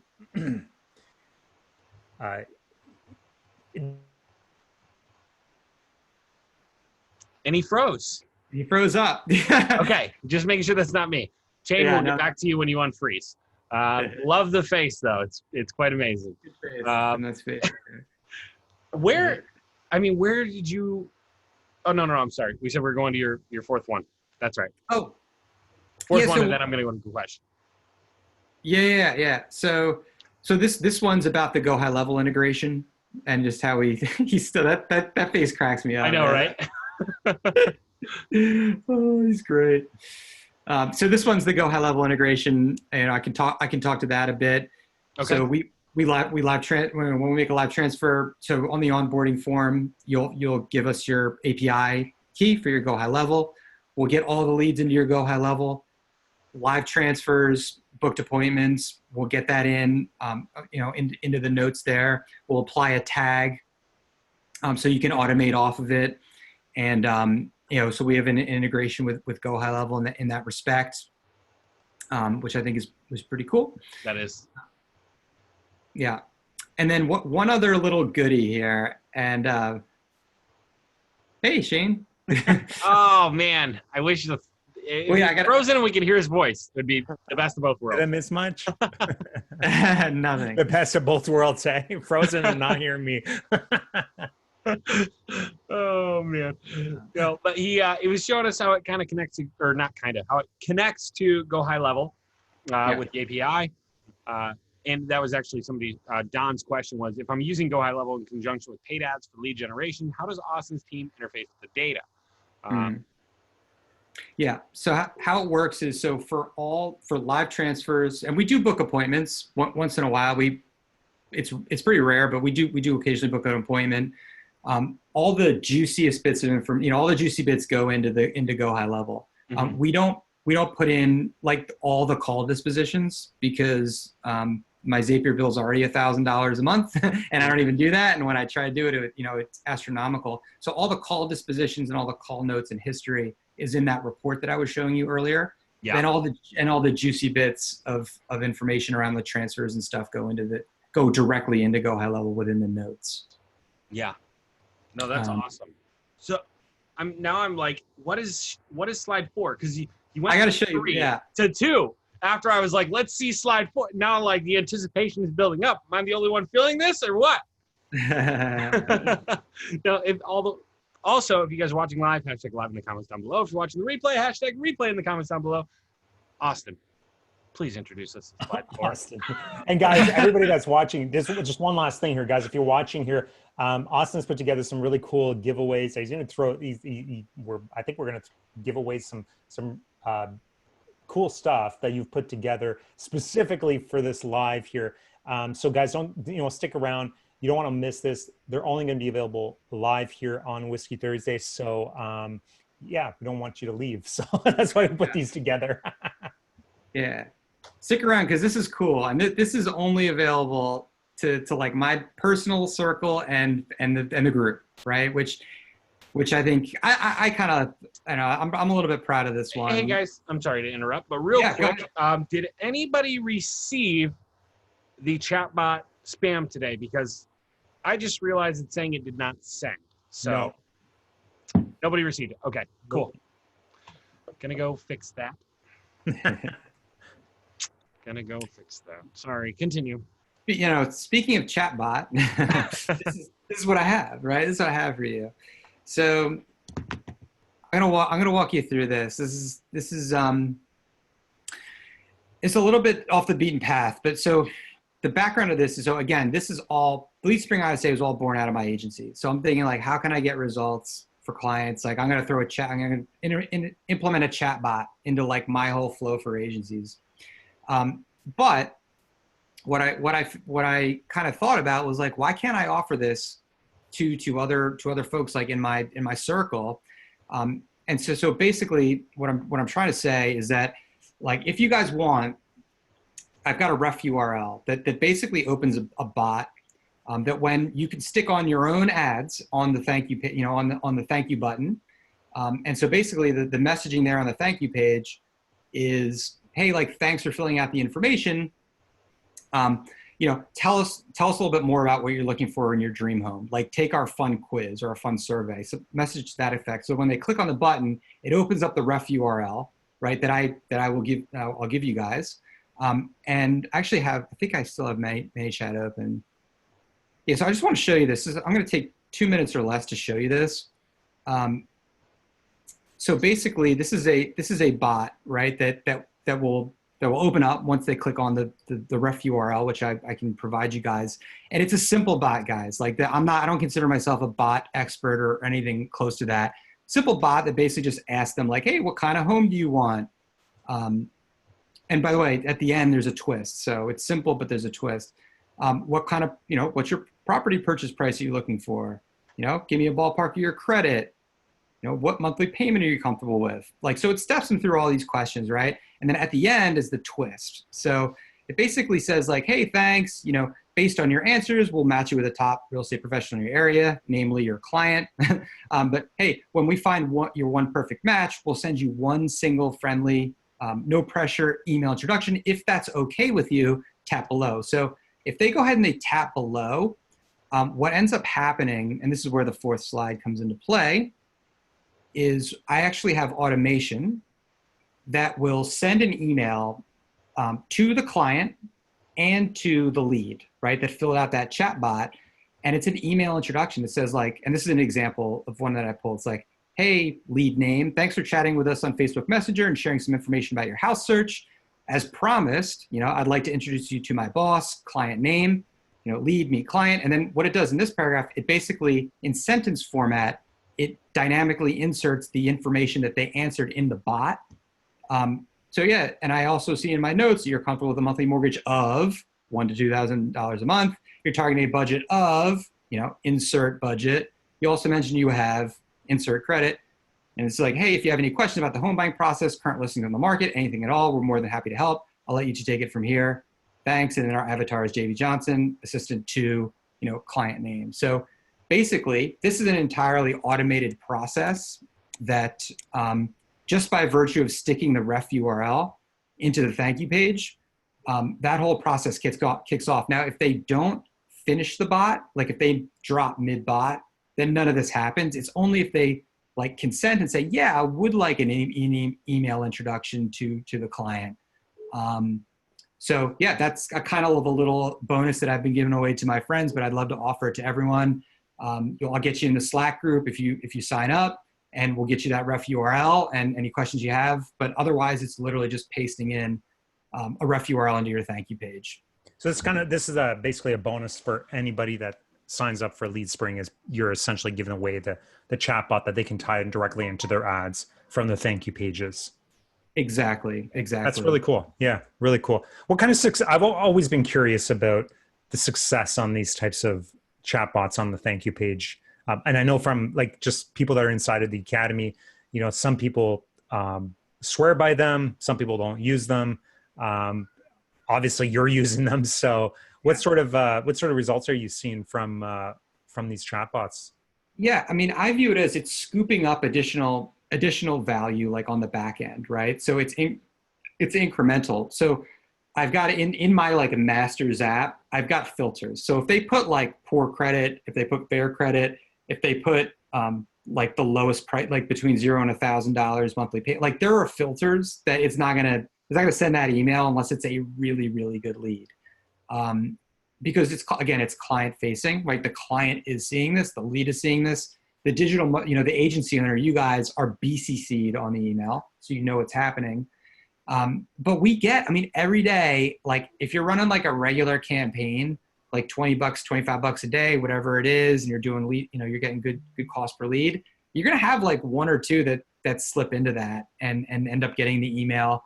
And like clients love it. Like my clients like love that. They're just like, wow, this is so, and so the idea is the client will then come over top of that email and be like, and even be like, hey, thanks, Jamie, Mike, nice to meet you, blah, blah, blah. So they can actually have a legit like email conversation, like back and forth, just by virtue of the bot, like teeing that up for them. Very cool. We did get the broadcast out, by the way. Yeah, I got your spam bot. I'm so bummed. I forgot Facebook. I was doing a bunch of ads, doing a bunch of stuff the other day, and it disconnected me from the bot, and I forgot to reconnect. So. We're gonna have to do a Whiskey Thursday just with you, Matt, to see what the hell you're working on these days. We'll see. The secret stuff. No. So, Austin, I wanted to give you a question. Even though I missed most of slide number 4, trying to figure out the technical issue. Sorry, I'll rewatch right. and we'll see what I missed. That's all right, no worries. But what I was going to say was, like, you went from corporate world to here. Like, how did you figure out all this real estate stuff, right? Because it sounded like your corporate world was not this, right? And I know you joined the program a while back. I mean, what did you know when you went in? What did you learn when you got there? And how did you take all that and get to where you are now? Yeah, you guys, like the course that you guys have was like integral, like it was like core to what I've been able to like develop. Like seriously, I mean, you guys' course is awesome. Everyone knows it. Like if you haven't bought the course and you're not in the group, like the smaller group, like it's such a no-brainer. Like I never would have been able to get to where I am today without it. So I'll put that right out there. Well, I mean, everyone, like I said, before you got there though, like what was your level before you got there to get, like sorry, go ahead. Matt, I'm obsessive, man. Like, I mean, I go into something and I don't like, I bought other courses, like real estate courses and stuff, but I've been doing this for a long, I've been doing this for many, many years prior to coming into the course. So like, and that's kind of what I was wondering is like, what was the level when you were coming in? Cause I mean, a lot of people are coming in all over the spectrum, right? Like what was your level when you were coming into that program? What were you bringing in with you? Like your program or like way back in the day? Like before you came into our program. Well, before you came into your program, I bought a course on mortgage marketing a long time ago, and that set me on my way. And then I started. I was focused in on long form leads. Like that's what I did from like 2017 or like 2000 whatever 15 or 6, like for years. I was like long form. I tested every lead form, to get the best results. Like, I mean, I was like obsessed. Like, I love this stuff. So I was able to kind of get into the loan officer community through a business partner of mine and do some course creation there and help them out. So, I've just been doing this for a while and been really like excited and interested in it for a long time. So, I mean, I had developed a pretty good understanding of everything by the time, because I only joined the course like I think it was like a year ago or something like that. So I've been doing it for a long time, and a lot of it's trial and error, And are we good to shut the screen off, by the way? The share screen? Yeah. Oh, for sure. Sorry. I just realized we're still talking in tiny head mode. No, I'm sorry. Yeah. Matt wants some attention. No. I apologize. I didn't even think of it. No, I was just thinking about that. How do I? Okay. There you go. There you go. You're good. Yeah. And then, sorry. Anyways, so you started doing this like 2015, like long form leads, mortgage stuff. Yeah. I mean, like where were you at? Like what level were you at? I guess is kind of where I'm getting at. Why the hell did you join our course? Yeah, because it sounds like you're trying to get to. It with, like you're crushing it, all right? Why? I buy every course that looks good. Like that's just what I do. Don't you guys? I thought everyone buys all the good courses. So I spend a lot of money in courses. I do. I think education is really important, And I mean, you guys are at the top of the game. So like, and I'm in this game, so I've got to know what you guys know, right? I mean, that's just the way I am. But, and I'll tell you, like the small group. I mean, these guys are like pros. Like, the knowledge that I've gained so much knowledge out of just hearing comments and what other people are doing. I mean, like Ed, Victoria, Peter, Michael, like all these guys are like Bao, Chris Lombardi, all these guys are, they're at the top of the game. So I want to learn from everyone, like, and we can just learn together. That's part of what it is for me with the Slack group and also like having marketing agency owners as my customers is that like, we can, it's selfish. Like I want to learn from you guys and we can just learn together and have that spirit together. Like that's what it's about for me as well. I love it. That's awesome. So you had all that knowledge and Ed says you're a course for. So I'm what? A course for where you buy them all. Yeah, exactly. So it's like Matt. It's like you, man. I know, man. Oh my God. I love to learn though, right? And like, yeah, but here's the thing though. You're the worst of them because you just buy them and never watch them. No. I go through like you one do. or two sections of what I'm looking for. One or two sections of what I'm looking for. And I may leave the whole other, 97% unwatched. No. Okay, let's count the courses you've bought you haven't watched yet. That I haven't watched yet. Yeah, that you haven't gone through yet. The Instagram course? We'll have to.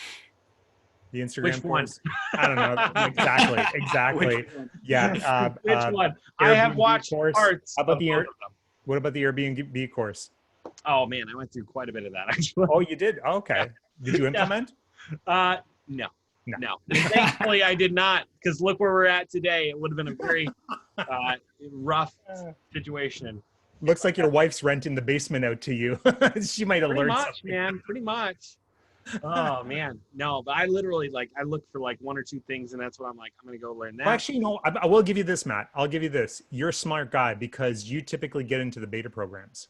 Yeah, whenever I And can. so we have access to some very, very high level courses only because you got into the beta program when it was $300. Yep. And now they're like $5,000. Yeah, I see betas, and I'm like, are they on track with anything like at all? Because I'm in. Yeah. I'm in. Right. Yeah. Like it. I'm always in. I bought a beta course on it's called Snapvertising, Snapchat advertising. I was like, dude, I am so in. This is like the next thing. And So it was like you always guess this, Austin. Are you TikToking yet? not TikToking. Wait. I want to hear about this. You might be TikToking tonight. Oh, really? I'm intrigued. Tell me more. Oh yeah. Wait, This I want to is hear the, about Snapvertising. I know it was not. Oh God, I hope the guy who runs the course is not here. It was not good. Okay. It was not detailed. It was very just high level. But the idea of a Snapvertising course that's like your course, but Snapchat could be like incredibly like interesting, right? Because it's like the next thing. Like, but I think that course is like a beta. It was like a beta, like you said. So he's still working on. Yeah. No, I did a beta for Brandenburg Braun a couple months back. That was $297, and people loved it. Right? They get in super early, but that's the point of beta. You get in early, you get some feedback, you build that up. Yeah. It's a good time. Yeah, we did the same thing with the Academy, Yeah, we did. I mean, heck, you could still say the Academy is like, I mean, it's not beta, but it's beta pricing for what we're trying to do. First 5 people got in for $597. First 5. Right? Yeah, and it's like, holy shit, I did that in the first day. It's like price goes up $797, right? Oh man, no, I love it. Yeah. No, yeah, Austin, this is, Austin, sorry, I was just going to say, because you're trying to build up your TikTok channel, right? You're do we need to do a? Yeah, you're doing the funky dances now and stuff like that, and following the teenage kids, dances. and whatever you do. Maybe I should. But I think that Austin's perfect fit for TikTok. What do we ask him? Let's see. What do we ask him? Absolutely. But look at the beard, right? This is a TikTok beard. TikTok beard. I like it. Hashtag TikTok beard. Let's see. John's spammer just struck again. I know. I got them in really close together tonight, Don, because I messed up earlier on. So but listen, we got some really cool. Listen, if you're just tuning in here, we're here with CEO of Lead Spring ISA, Austin Benton. We got some cool giveaways. So don't stick around here because Austin's giving away some stuff. That's going to be really cool. We're going to talk about some pricing as well. Something that Austin has just come up with a special pricing for members of the REMCM group, which is really cool. We really thank you for this, for supporting members. And, at the end of the day, the reality is, Matt and I have always been really focused on trying to provide as much value as possible inside of the big group. Yeah. So that's where you're at right now, but also inside of the Academy. And at the end of the day, we're always trying to look for the best vendors out there. We're trying different things. We're trying, and just seeing who's doing what out there. And so tonight, this is who we're highlighting here. Lead Spring, great service, and actually amazing service. I mean, we just went through some of the call notes, the strategies behind that, some really cool things that Austin is doing with his team that nobody else is doing out there right now. And so we're just really excited about this. And Austin, thanks again for taking time out of your day for tuning in with us tonight. So it's really good. Yeah. Thank you so much for having me. You're running a 7-figure business here, right? I mean, you're approaching 6 figures a month. Is that right? It is right. Yes, I guess when you run rate it out, it's 7 figures plus. It is. Okay, so I'm going to ask you in a couple seconds the number one tip you would say to anybody trying to run a 7-figure business. So give me a second. Yeah. I'm going to intro it, and then I'll ask you on the live. So hang on. Before I do this. This is what you get to do on Whiskey Thursday. Yeah, right? Why not? Let's do a TikTok. Let's do a TikTok. Movies for Matt Kramer. Let's do a TikTok. It's quarantine, right? I love What's going on, everybody? Live on Whiskey Thursday. Real quick with Austin Benton. Austin, what is the number one thing somebody who's starting a 7-figure agency needs to know? You have like 5 seconds, and I'll tell you when. Hang on. because I took way too long. But anyways, hang on. Oh no, it's trying to do a filter. No filters, no filters. Put the bunny ears on your head. Give me more time to think. Thank God. I know, poor Austin here. It's like, oh my God, you're gonna ask me a question? Okay, there, no filter. All right, let me swap this. Ready, Austin? Yeah. Oh, here, we'll redo it. I gave you a point. It's like when he goes like this, I didn't know when Are you ready? Go. Build your business for scale before you make your first $500. Build your business for. There we go. Cool. That's poorly I'm done. gonna turn around. Nah, it's good. It's good. It's good. It's good. It's good.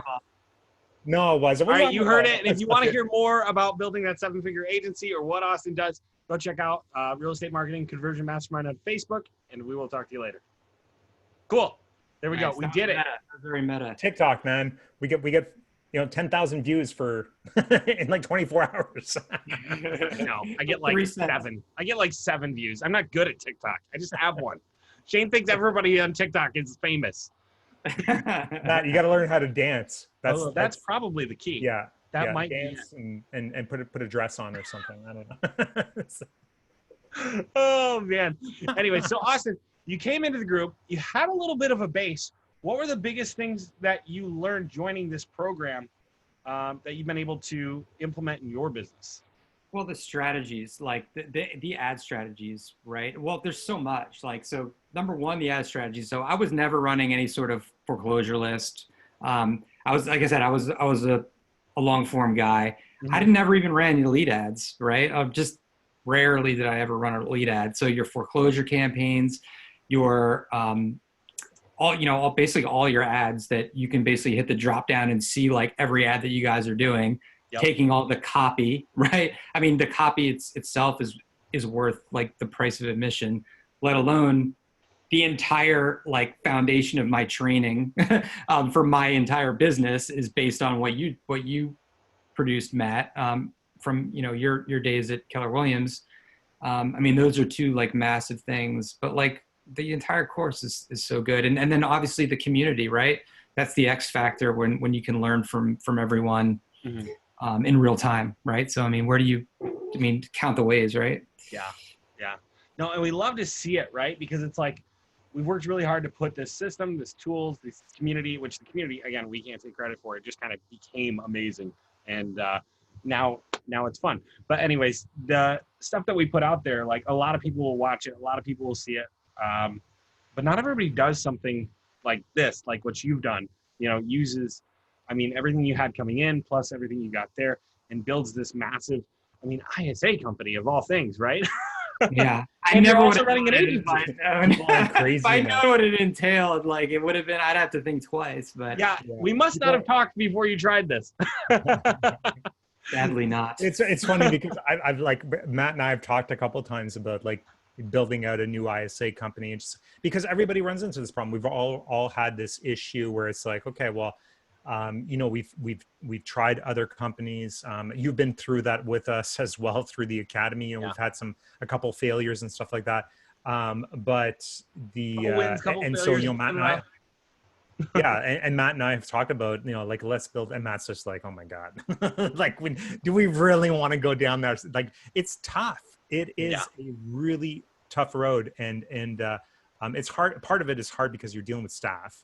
That's the biggest part of it, right? You're dealing with staff and everyday things. And I think a lot of people just don't realize how difficult that part of it is, right? And then you're dealing with the agency owners, you're dealing so you're dealing with not just staff, but agency owners, real estate agents as well.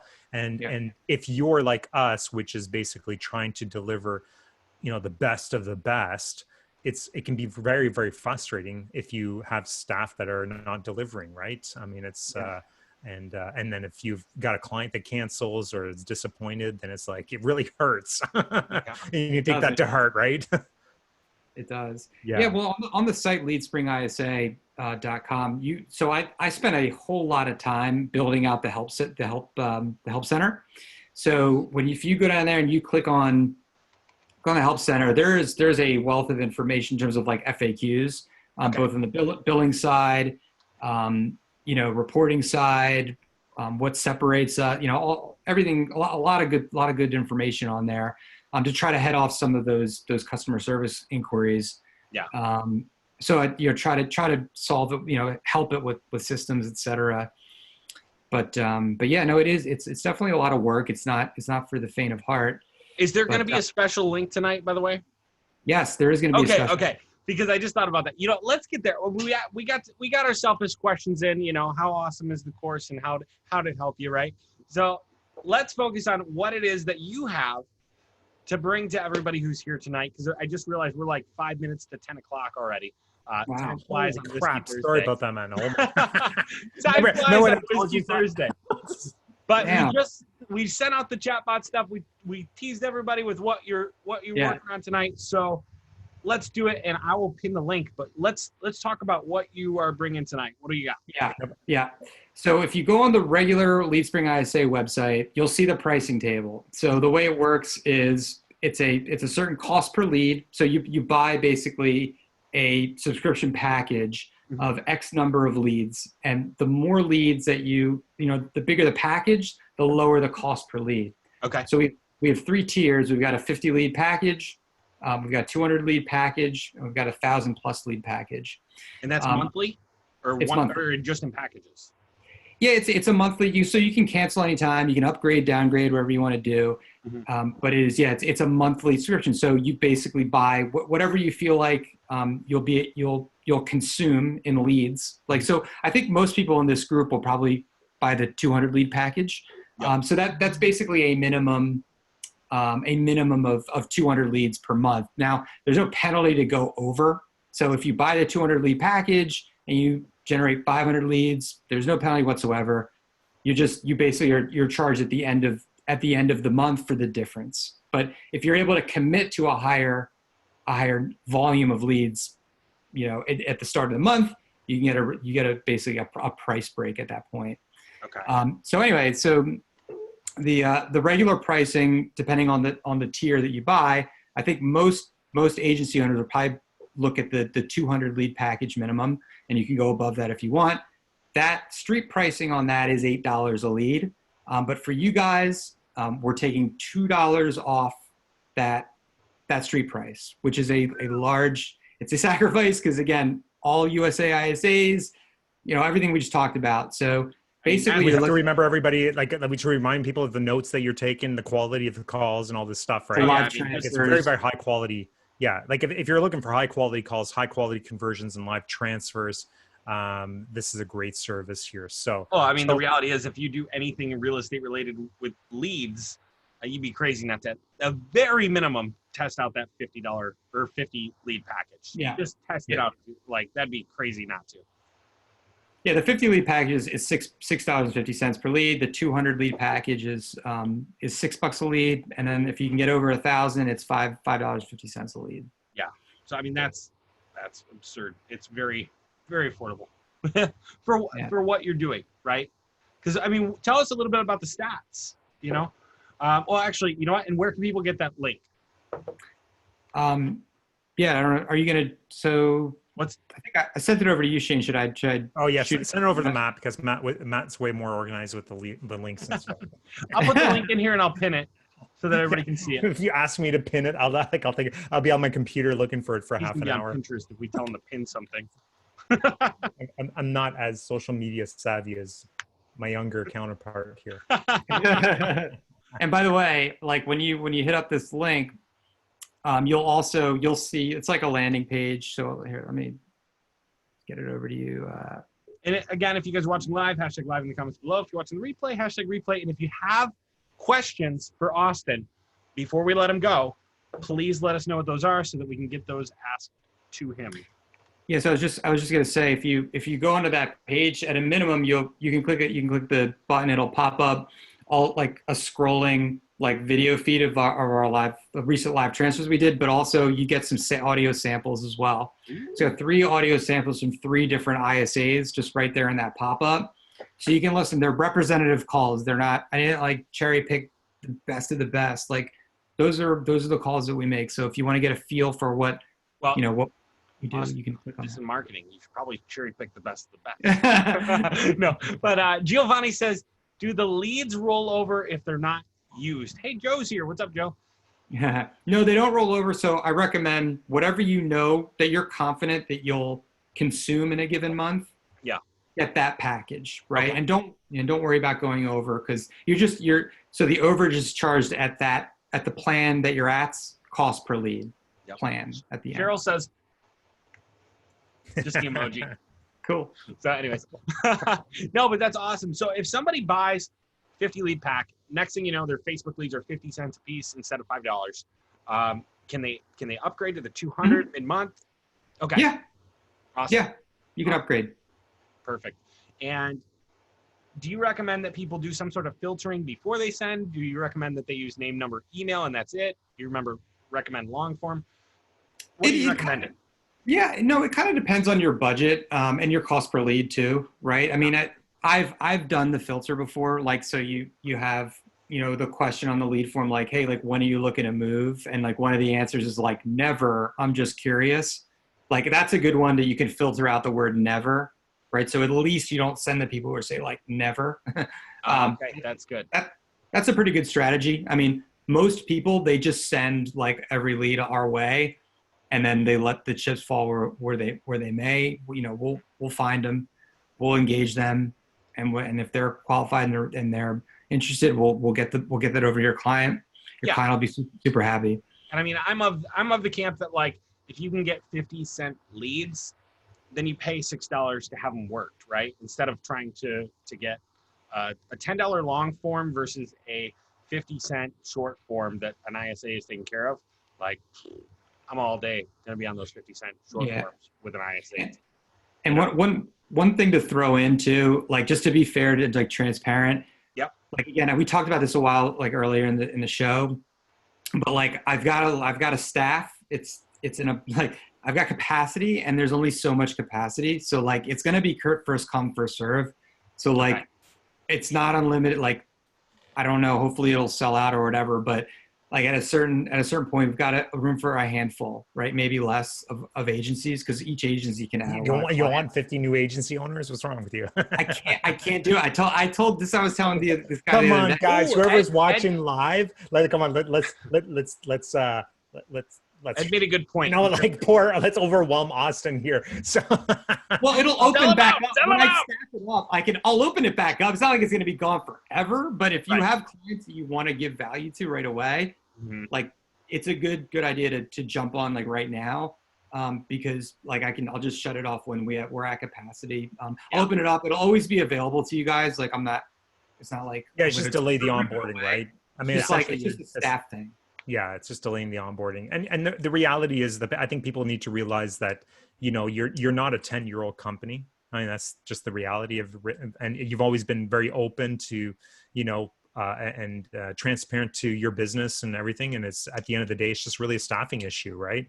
I mean, that's all it is. Yeah. It's not big scarcity. It's literally just a staffing capacity. And you're trying to maintain the quality, right? Like, that's the other thing. You want to maintain the quality for the people that are actually paying you right now. Right. And that's where you're committed to is making sure you're delivering a good quality service. And I think any smart person is going to be going to understand that, and will be, will appreciate that as well. So it's and Ed says, remember that bucket. Now, you better ask that question first, whether or not that's true or not, because it's coming. Fine. Ed says the bucket is per agency, not per client account. Good point. It's all your clients. You put them under one billing, so you can combine.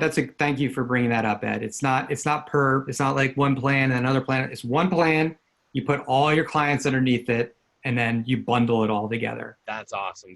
So most realtors are probably getting the 5 or the 50, maybe the 200 if they're a solo.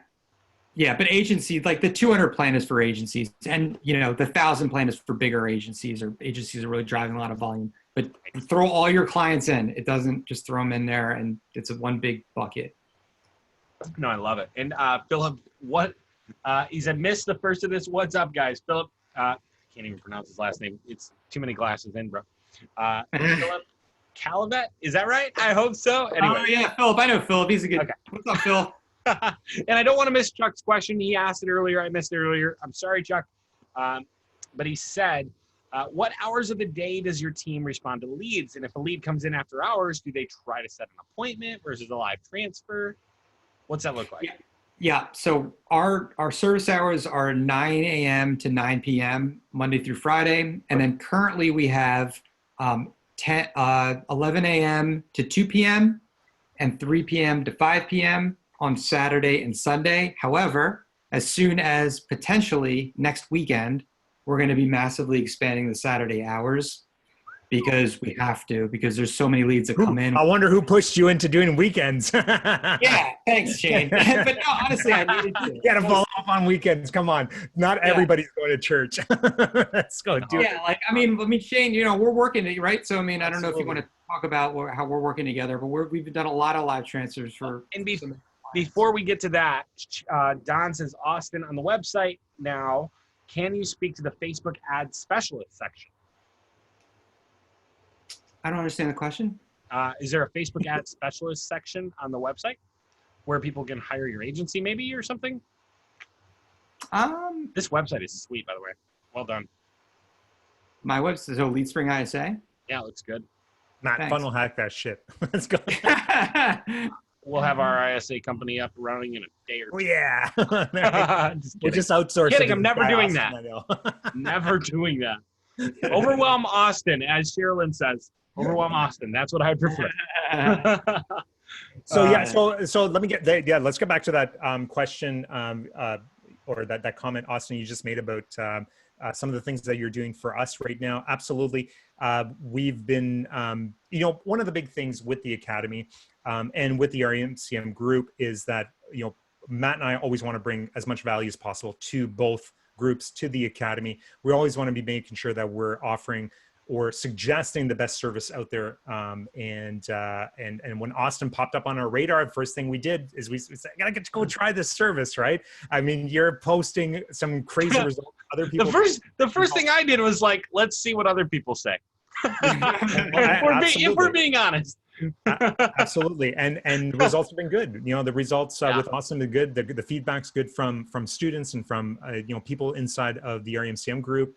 And of course, naturally, we have to give this a try. So, and I have to say, Austin has been working with one of our bigger clients right now.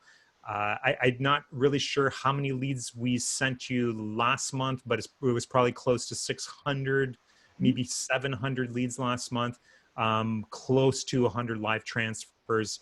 And the feedback so far from the client has been, this is amazing. So and it's great too, because it's one of the things about the live transfers that one of the things that I've noticed really early on was the instant gratification from a client. And that's amazing. When you start the ads up, sorry, no, you're good. You're good. No, I'm just waiting. I've got a question I don't want to forget. So continue. So one of the things I was going to say was that, the instant gratification is such a huge thing, right? And just to your last point, like we've been doing phone appointments for 3 years, right? And we've trained our agents to, call their leads up as soon as an appointment's booked, even if it's 4 days out in advance, call right away, try to reschedule that appointment, get them into the office, like do everything you can. But that's a lot of effort, right? For a real estate agent. It's also a lot of effort for a marketer to train their agents to do that. One of the things about your service with one of the things with the live transfers is that you get that instant gratifications. So, we threw up ads for this client to start testing your service. And within 24 hours, we're getting live transfers. And the client immediately, we're getting feedback from that client. All these are, and not just from the client, but from you, right? We're getting the surveys back, which is whatever. When we were talking earlier about the surveys, right? Where we're starting to see the surveys and the feedback from the client almost immediately. It's like, yeah, this is a great live transfer, or this was a good quality lead, or whatever that was, right? And so far, so good. I mean, the feedback's been really, really good with the client. Austin, you're aware that we're obviously continuing the service specifically with that client we talked earlier today or yesterday.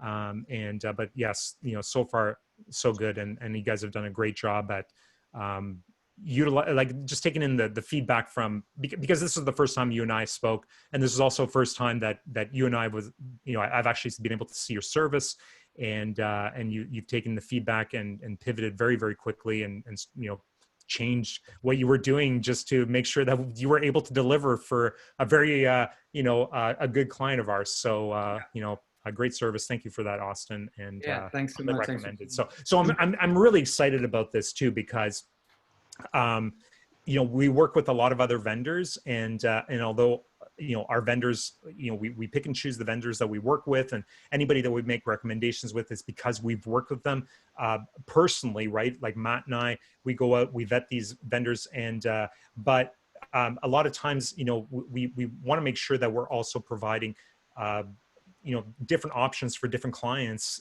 based on their needs. I mean, that's the biggest thing, right? And then let the clients actually choose, let the marketers choose, as opposed to us dictating, what's better out there. So I think, with Lead Spring coming in and offering, the service to the REMCM group, and working with students inside of the academy, I just think this is a great addition to all of this. And I think it's just going to be, you've got a great service. So, thanks for being crazy enough for going down this road.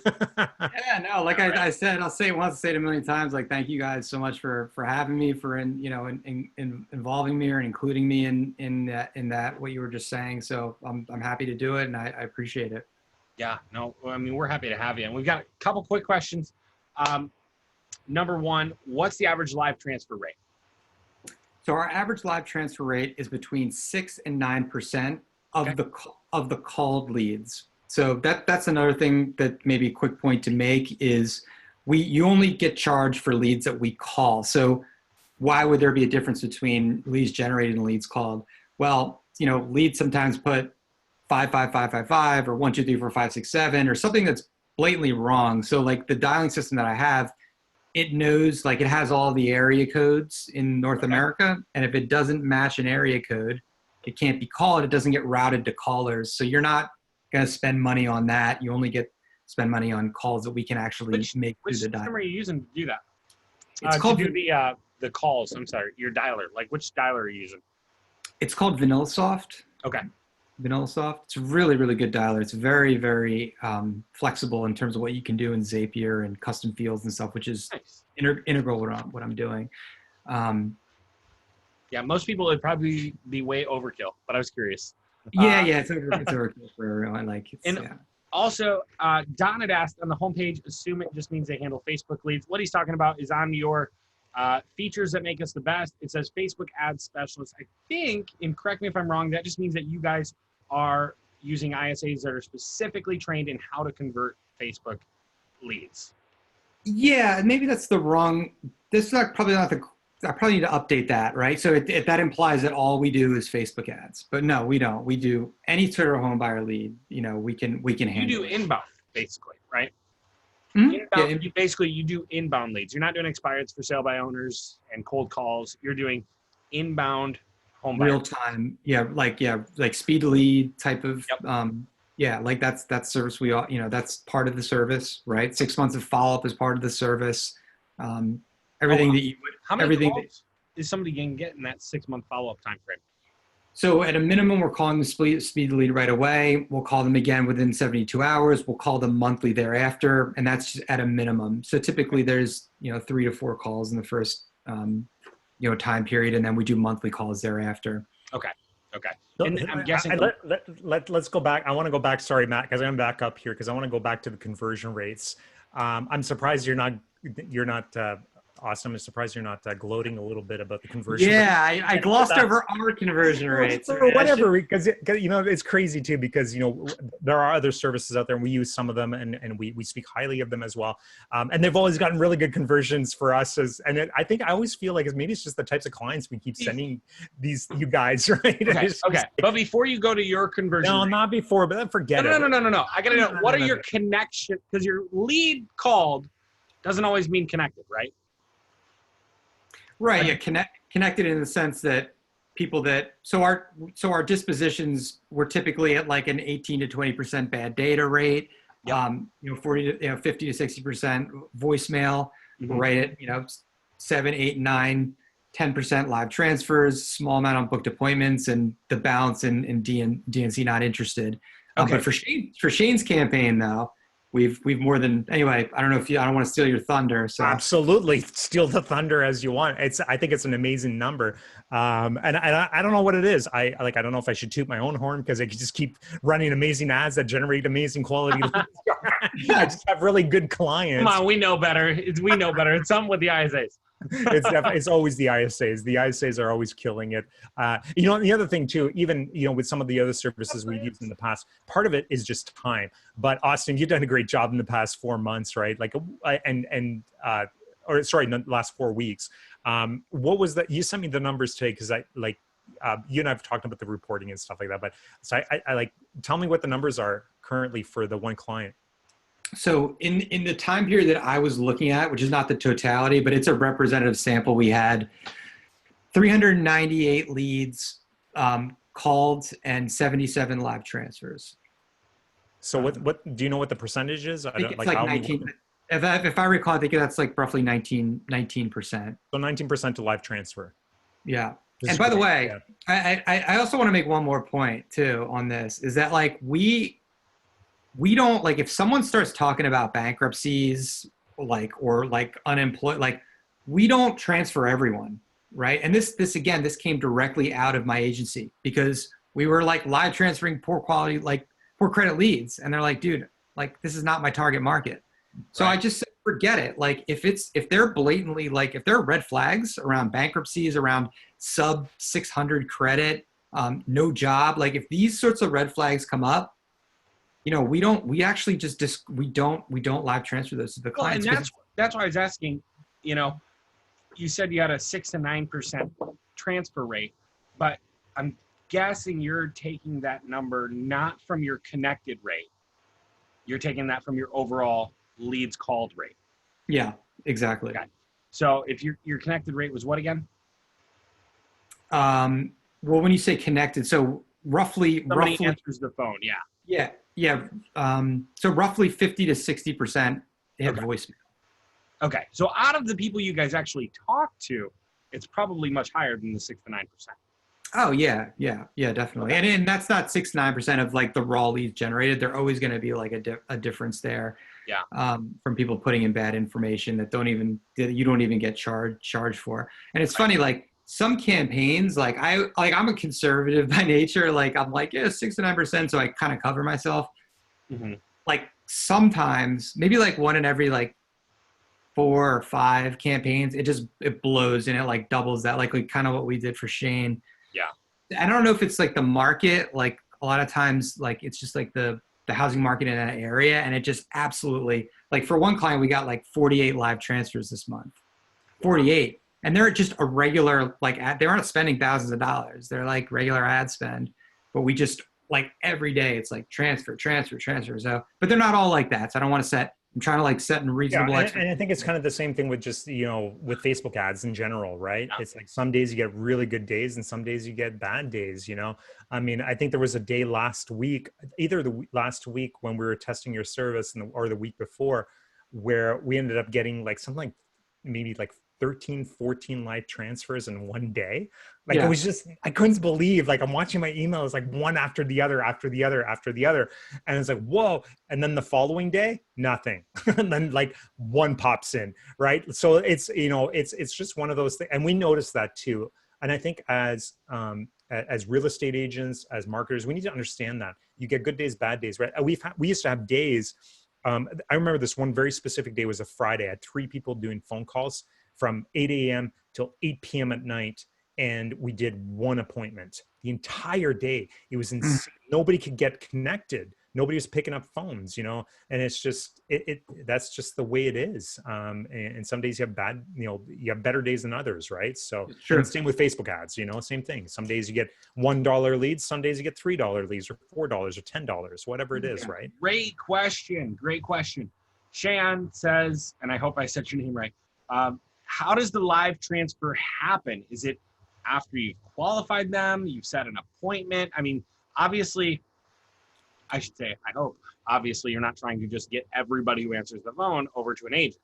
No. And clearly No. we saw that from the data that you collected, right? Like, Go look. Okay, so we don't even have to answer the question no, because no, no, no. We have to answer the question. no, we don't. This is why we need. No, hang on. This is why we don't need to answer the question. Number one, Austin's already covered it. Number two, if you click the link and go sign up to the service, and then go back to the link, you'll see the live transfer. Like you can actually listen to the recordings. I've already listened to the recordings, and it goes through like how do you how he's transferring the calls and what the conversations look like. Yeah. Now, if you want to get into the technical side of it, like you press 1 to do like, is that what you want to do? Like, but you can actually on those phones, I've listened to all the calls, right? On the calls, you can hear the live transfers. Oh, dang. They're really good. That's awesome. That's awesome. But first, Cheyenne, you got to go click the link down below. Do our man Austin a favor here. Sign up for the service. Go back to the landing page and then listen to the live transfers. That's awesome. How's that sound? Cool. Sounds good to me. Good answer. I like it. I hope Cheyenne does it too. I'm kidding. Austin, if you want to answer the question, go nuts, man. Has anybody signed up yet? Has anybody new signed up yet? Let us know in the comments below. I know it's Austin probably can answer. He's like, I'm like Cheyenne. I'm not going to make a comment, but yeah. We've got half the people on here are already using you, so I don't know how fruitful it's going to be for you, but I think it's been helpful for a lot of the people that have been listening, maybe new people, people that are just starting their agency, or even people that have been running an agency and aren't using an ISA service yet. It's really not an option anymore. You know?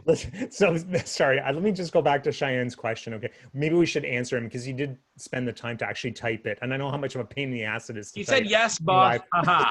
So he's doing it. He's listening. Wait, let's go over it again quickly, Austin. Why don't you just let us know how the live transfer happens, and then for anybody that wants more information, Matt did post or pin the link up here. And stick around because actually before we go here, Austin's got a really cool little giveaway for everybody that's watching and that's stuck around the entire time. So make sure you stick around.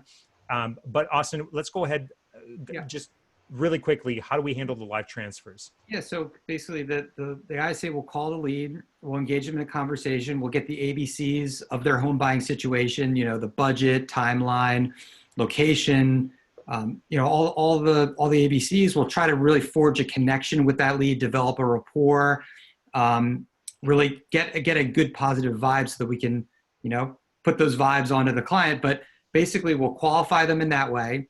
We'll say, hey, actually, you know, I think client might be around. Do you have a minute to hold? I'll connect, you know, let's connect with them. Yes. Okay, great. We put the lead on hold. We call the client picks up, say hello, and say, yeah, I've got a lead for you. Do you have a minute to take it? Yes. Okay. And then they press a button. It merges all three parties together. The ISA that says, hey, client, meet lead. And then they recap the conversation 20, 30 seconds or less. So everyone has context around why they're talking together. And then the ISA politely exits that conversation so that the lead and the client can speak privately. Yeah, and that is like just such a small like explanation of how that works, because I guess it's a very simple explanation because the amount of talent and skill it takes to actually do that is so great. So I mean, when you're saying it this way, it really doesn't even do it service, because that is such a difficult task to have done right. And that's why, you know, is Agentology even doing live transfers right now? They were trying it ages ago. I tried it. It was awful. But anyways, I don't mean to say that. And I think all the other part of it too, like if you really like, you know, Austin was nice enough to put up 3 of his live calls. If you listen to the calls, and this was something you and I, Matt, had gone through, which was really like building a rapport with the leads, right? And you can hear it inside the and even in the academy and the lead follow-up training stuff that we teach, right? Building rapport is so critical, but even more so when you're doing these live transfers, because the person you're talking to needs to trust you, right? Because now you're telling to hang on, listen to the music, and I'm going to go out and get an agent. So, I think Austin, you've done a really good job here with your ISAs, because if you listen to those calls, your ISAs have done a really good job to build some good rapport in like the span of 2 minutes. Yeah. You know, they're very, very friendly. You can hear it in the call. Like there was one call that I was listening to where the person kind of answered the phone like, hello. Yeah. You know, and it's like, oh, hi, you know, I'm so calling from the, okay. And then by the end, like after 2 minutes, this person was like, oh yeah, okay, yeah, I'm looking to move here. Blah, blah, blah. Yeah, you're all of a right. sudden they're in this conversation. It's like, okay, great. Well, listen, you know, I've got Rick here in the office and I really like to, you know, we can do this for you, this, that, and that. It's like, oh yeah, absolutely. I'll wait on the phone here, right? And but that first 2 minutes is so critical to be, and you guys have done a really good job at that, right? And just building up that rapport, because without that rapport, that person's going to be like, fuck, I can't wait to get off the phone here. And as soon as they put me on hold, I'm hanging up this goddamn phone and that's it. And I'm hitting block on my cell phone. That person will never be able to call me again. Yeah, like a person, right? Like think about when you get called from like a telemarketer, like, you know, in the first like 5 seconds, like, is this person like worthy of like my attention right now? You know, like it happens in the inflection of your voice, like a whole bunch of things. Like, do they sound like it could be my next door neighbor? You know, like all this stuff happens in an instant in a person's mind, right? And they make a decision. Am I going to give this person the respect to like actually like listen to what they have to say? Or are they coming off timid and like scared and I don't even know who they are? Yeah. Like that happens. You know, whatever you've done a great job, because your ISAs sound like the ISAs I ended up having after Matt did the coaching. So it's great job on that. He told us earlier it's because he's using that white label program for his ISAs. Exactly. Matt did do the coaching. No, I had nothing to do with it. Honestly, I really didn't. It's all Matt. I swear to God. No. Oh, come on. Anyways, Giovanni, last question says, and if the agent can't take the call, you make an appointment? So if the agent can't take the call, what we do is we try backup. So when you fill out the onboarding form, you'll have a primary and then a backup. So we'll always try the backup. Backup agent or backup IS? Backup agent, right? Oh, okay. So there's a primary, like a realtor or whatever, and then a lot of times what realtors will do is they'll have their lender as a backup, or a colleague. That's smart. That's smart. Yeah, and vice versa. Like a lot of lenders will have their like prized agent as the backup, because the notifications go to the primary and the backup. That's awesome. So yeah, we'll try both parties. And then if you can't connect to either party, what ends up happening after that? So if we can't connect to either party, we call and yell at them. That's what they should. Sorry, you should be doing that for sure. So that's actually it's an interesting question. So what we do right now is, so we send the clients both get a text message notification like immediately, you know, or within like 2 minutes. So the idea there is, and also the agency owner, by the way. So you're kept, you know, abreast of everything. Yeah, it's really freaking annoying. Really awesome. Yeah, no, Shane is like, turn these notifications off. Like I'm so sick of seeing I get it. They didn't answer. What do you want from me? No, but whether they answer or not, they're getting a notification. So right. You're getting you're like in the loop regardless, right? That's awesome. Yeah. So I lost my train of thought there. But basically, what happens if neither can take the call? If they can't take the call, we send an SMS notification. So right now we're not booking an appointment, because the idea is they get that notification, they've got to prioritize it. Like, so they've got to call right away. Otherwise, we're booking an appointment the next day. Like, again, that just goes back to a no-show. I'm actually, because I have heard feedback like, hey, why don't you book an appointment? Like, so I'm open. I'm actually open to that. So this is a point of evolution potentially. Yeah. But right now the idea is like, with these transfers, with these SMS notifications, like you can hold your client accountable, right? In a real way. So you look at the report. If you do check-ins with your clients, like they're we sent you 15 live transfers. You picked up one. What the hell have you been doing? Exactly. Now you put it on them. Like, why didn't you pick up the transfer? Like, what can I do? How can I help you to pick up the transfer? Like, they can't really. I think it was last week, and I'm looking at something. It's like, why is this guy not picking up his live transfers? Right. I'm looking at, and then the next thing I know, I think it was on Monday, we were following up, and basically the complaint was they were getting too many live transfers. They couldn't pick up the next one. That's what was happening. But they're on a call, right, with the live transfer, and you're sending in another one. I'm like, okay, this is a good problem to have. Dude, come on now. This is not a bad thing. So yeah. think that says it all. There's another really good one, so I have to take it. Yeah, no, keep the questions if coming. You guys are good. I'll You guys are be good. here all Okay. night. No, I know seriously. we're already like way past time. We have a giveaway. You know what? Let's do the giveaway, then we'll get to the last question. Sure, let's do that. Yeah, absolutely. Let's do that. Yeah, so the giveaway, I can't, what is it? So it's our top call hacks. Like, so basically what I did was I went to the ISA team. And I'm like, dude, I'm coming up with a content piece. I'm going to give it away just like a teaser. Give me your best like hacks, right? That you use as a strategy to get better results, to do well on the phone. So, and I think a lot of these apply like for agency owners or for their prospects, you know, but not only that, but if you're coaching your own, you know, your clients, like, hey, here's some of the things you can do to get better results on the phone. So I crowdsourced it. I thought that'd be a fun thing to do. That's awesome. So this is from your team, actually. This is 100% for my team. I didn't come up with any of this, and it's like it's raw. It's everything that the team came back with. So I thought that'd be a fun thing to do. And it's awesome, guys. Anybody that's watching, it's actually really nice. Austin sent me a copy of it.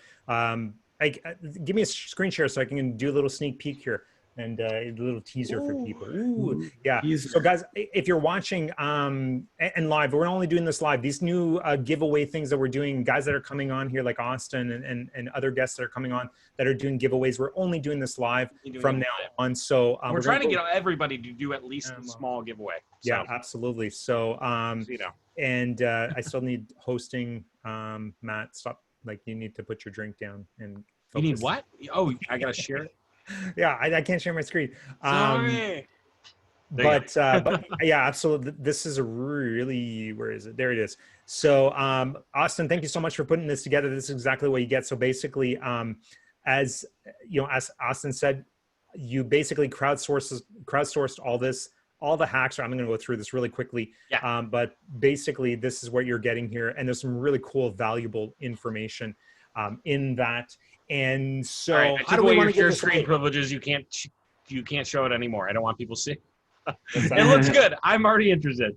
But anyway, the best part is I didn't have to do any work. You know. Yeah. That's why I did it. I love it. Absolutely. So what let's get a little bit more engagement here going. Yeah. Matt, you're always really good at this. So what do we want people to comment, hashtag or anything? Hashtag Super Trooper. That's it. That's the season.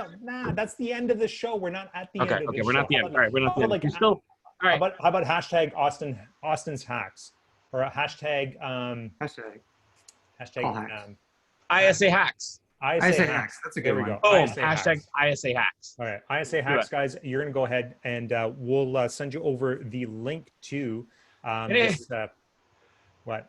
I say also, if you're responding to the REMCM page, letting us know that you are already there. Unfortunately, that is one problem with ManyChat is I can't see who's currently on the live when we send out the message. So, sorry. But anyways, did you spam everybody again? I did it a minute ago. Sorry. Oh, I didn't get it. No. I've only done it twice so far, but still, that's twice. Right. All right. So guys, again, if you want to check out these hacks that Austin's team Austin. I like that. put together, ISA hacks, drop your comment down below. You know, and at the end of the day, I mean, the reality is we're just trying to get a little bit of engagement here. That's all we're doing, because we're gonna go and throw the link. But listen, everybody, guys, I'm gonna give a big shout out to everybody that actually took the second to write this. Sean, Joe, Michael, Don, Lance, Doug. Ed is still here. I can't believe Ed is still here since the beginning. Thomas, Joe, Steve, Cheryl, Taylor, Cheyenne, Steve again, Jesse, and Victor. Guys, thank you so much. Yeah. You guys are awesome. And we really appreciate you guys sticking around here. And we appreciate Shane for reading those. I would not have gotten through them. It's not that many. It's like 10. Calm down. But we do have one more question. Yeah, absolutely. I'll be here all night. Whatever you guys want. One more question. Oh, don't worry. You'll be here for the after party. But drop a link there for that. What do we want to do? We want to drop a link for that thing, the hacks. Austin, what's the best way for people to get it? Oh, I'll shoot you. Send me the link, and I'll drop it in just a moment here. Yeah, and then I will delete it at the end of the live. Let's delete those, because again, it's only available for people that come on live and watch, as much as possible and show their love here. I'll delete it midnight before I go to bed. So about midnight, yeah. Depending on how Call of Duty goes tonight. But anyways, John Ray says, if I have a team of agents that wants to receive live transfer leads, should I give you a Ring Central number that I have set up to concurrently dial all available people, or do you have another system or method that would work better? The goal would be to get to the first available agent. You can definitely do that. Yeah. So you guys have a system already. So he doesn't need to like go get Ring Central and then come to you. So I've had clients that buy like a Google Voice number that then spreads it out to everyone. So that's definitely a way to go. The only consideration there is that, you know, if one of the agents, like if they're in a bad service area or if it goes like straight to voicemail, it kills the transfer for all their people. Yeah. So I don't typically recommend that for groups greater than 4. Yeah. Can you say that one more time? Because a lot of people don't even know that's a problem. So if you call one of the, if you can buy a Google Voice number or not number of services that it's one single number, but you can set in the settings so that when that number is rang, it then rings that number, that number, that number, that number. So it's a way to spread all the that one call out to all multiple people, and whoever picks it up gets it, which is, it's great. I mean, I recommend it. I think it's fantastic. But when you get a bigger group of people, you're inevitably going to have someone who might not, you know, might be on thinking, they're out drinking. Boom, send a voicemail. Yeah. Everybody's screwed. It kills. Yeah, that's it. You said it better, and that's it. No, I was in a position where that happened a couple times as an agent. So, anyways. Yeah. So the other option then, if you wanted to jump on, is you would just onboard. You could onboard them each individually. Mm-hmm. There's a one-time $57 charge per. I call it client seat. Well, that's not much of a hidden fee if you're going to tell us ahead of time. Well, that's the only other fee. Like, it's one time, it never expires. Like, so it's a seat, which is basically a primary client and a backup. Mm-hmm. So they're basically onboarded as technically separate clients, and you can spread them out however you want. So you can either do the single phone method, or you can just onboard them as and separate entities and do it that way. Okay. Love it. Austin, this has been great. So much value, so much information. It sounds like you have just an incredible service. Obviously, Shane's using it with his clients and seeing massive results. We really want to thank you for being here. Also, if you guys are still watching, #SuperTrooper down below if you made it the whole way through. You watched the whole don't thing. Cheat, right? We don't like. Yeah, we don't want no cheaters in here because we start at 8-ish. Yeah, we never announced this, but Matt sends everybody that #SuperTrooper $20. So don't cheat. Is this the longest one of all time? Do you guys know? No, not yet. No. We'd have to. 3 hours is one of our longest. Was it? Yeah, with Zach. Yeah. Oh yeah, we were all. Yeah, like, it was the one that one of the ones that got deleted. Yeah, never got posted. So That's too much brutal. tequila that night. God, I hope you're recording this. We've worked on pacing ourselves at this point. Absolutely. Don says, "Where's my $20?" Oh man, I love it. Matt's gonna go broke tonight. I know, right? Anyways, again, thank you so much, Austin. We really do appreciate it. Shane, it's been a good time. Everybody, thank you so much for coming out and watching, and we will see you next week where we have another special guest, Shane. I'm coming on. Oh, nice. I'm so honored. No, I'm just kidding. Johnny Vo is coming on next week. So super pumped to have him. Another student, part of the academy. What are we talking about next week? Do you remember? Well, yeah, agency scaling. Basically, a young guy coming on and just growing his agency and working with real estate agents. So, I'm glad one of us remembered. Absolutely. So I'm looking forward to that. And Austin, again, thank you so much for taking the time tonight, over 2 hours here. Really appreciate it. We know how busy you are. We know how hard this is to, build the type of business that you're building. Both of us have been there, which is, again, we can't thank you enough for spending the time with us, and everybody that's been watching. Thanks so much for the support, the continued support coming on Whiskey Thursday, and just being here. And, again, I think it's a great show, and we look forward to continuing to doing these over and over again and adding as much value as possible. So make sure you got to be here next week. And so with that, Austin, thank you again so much, and best of luck to you. Yeah, stick around. Best of luck to you with Lee's Spring. Whatever we can do, whatever, inside the private group, inside the big group, make sure to let us know. Your service is a very good service, and we would like to continue to recommend you to anybody else out there that's looking for something like what you are offering in terms of ISAs. And guys, that is it for Whiskey Thursday. Let's get out of here, Matt. Thanks so much for having me on, guys. All Appreciate right. it. Stick around, stay on Zoom, Austin. We're going to catch up in a second here. Let me All right, cool. Again, thank you everybody who watched this on Facebook, or if you're watching the replay on YouTube, #replay, and we'll talk to you. And go subscribe to our channel. Like, we haven't gotten any, like, it's been like one a week or something. What the hell is going on? We'll work on it. We'll work on it. Somebody go subscribe to that channel. Thanks again. Take it easy, guys. Have an awesome weekend. We'll talk later. Bye. Thanks again. Okay, so it should be done. It is done. We're gonna find out. No, it's not done. It's not done. It's not done.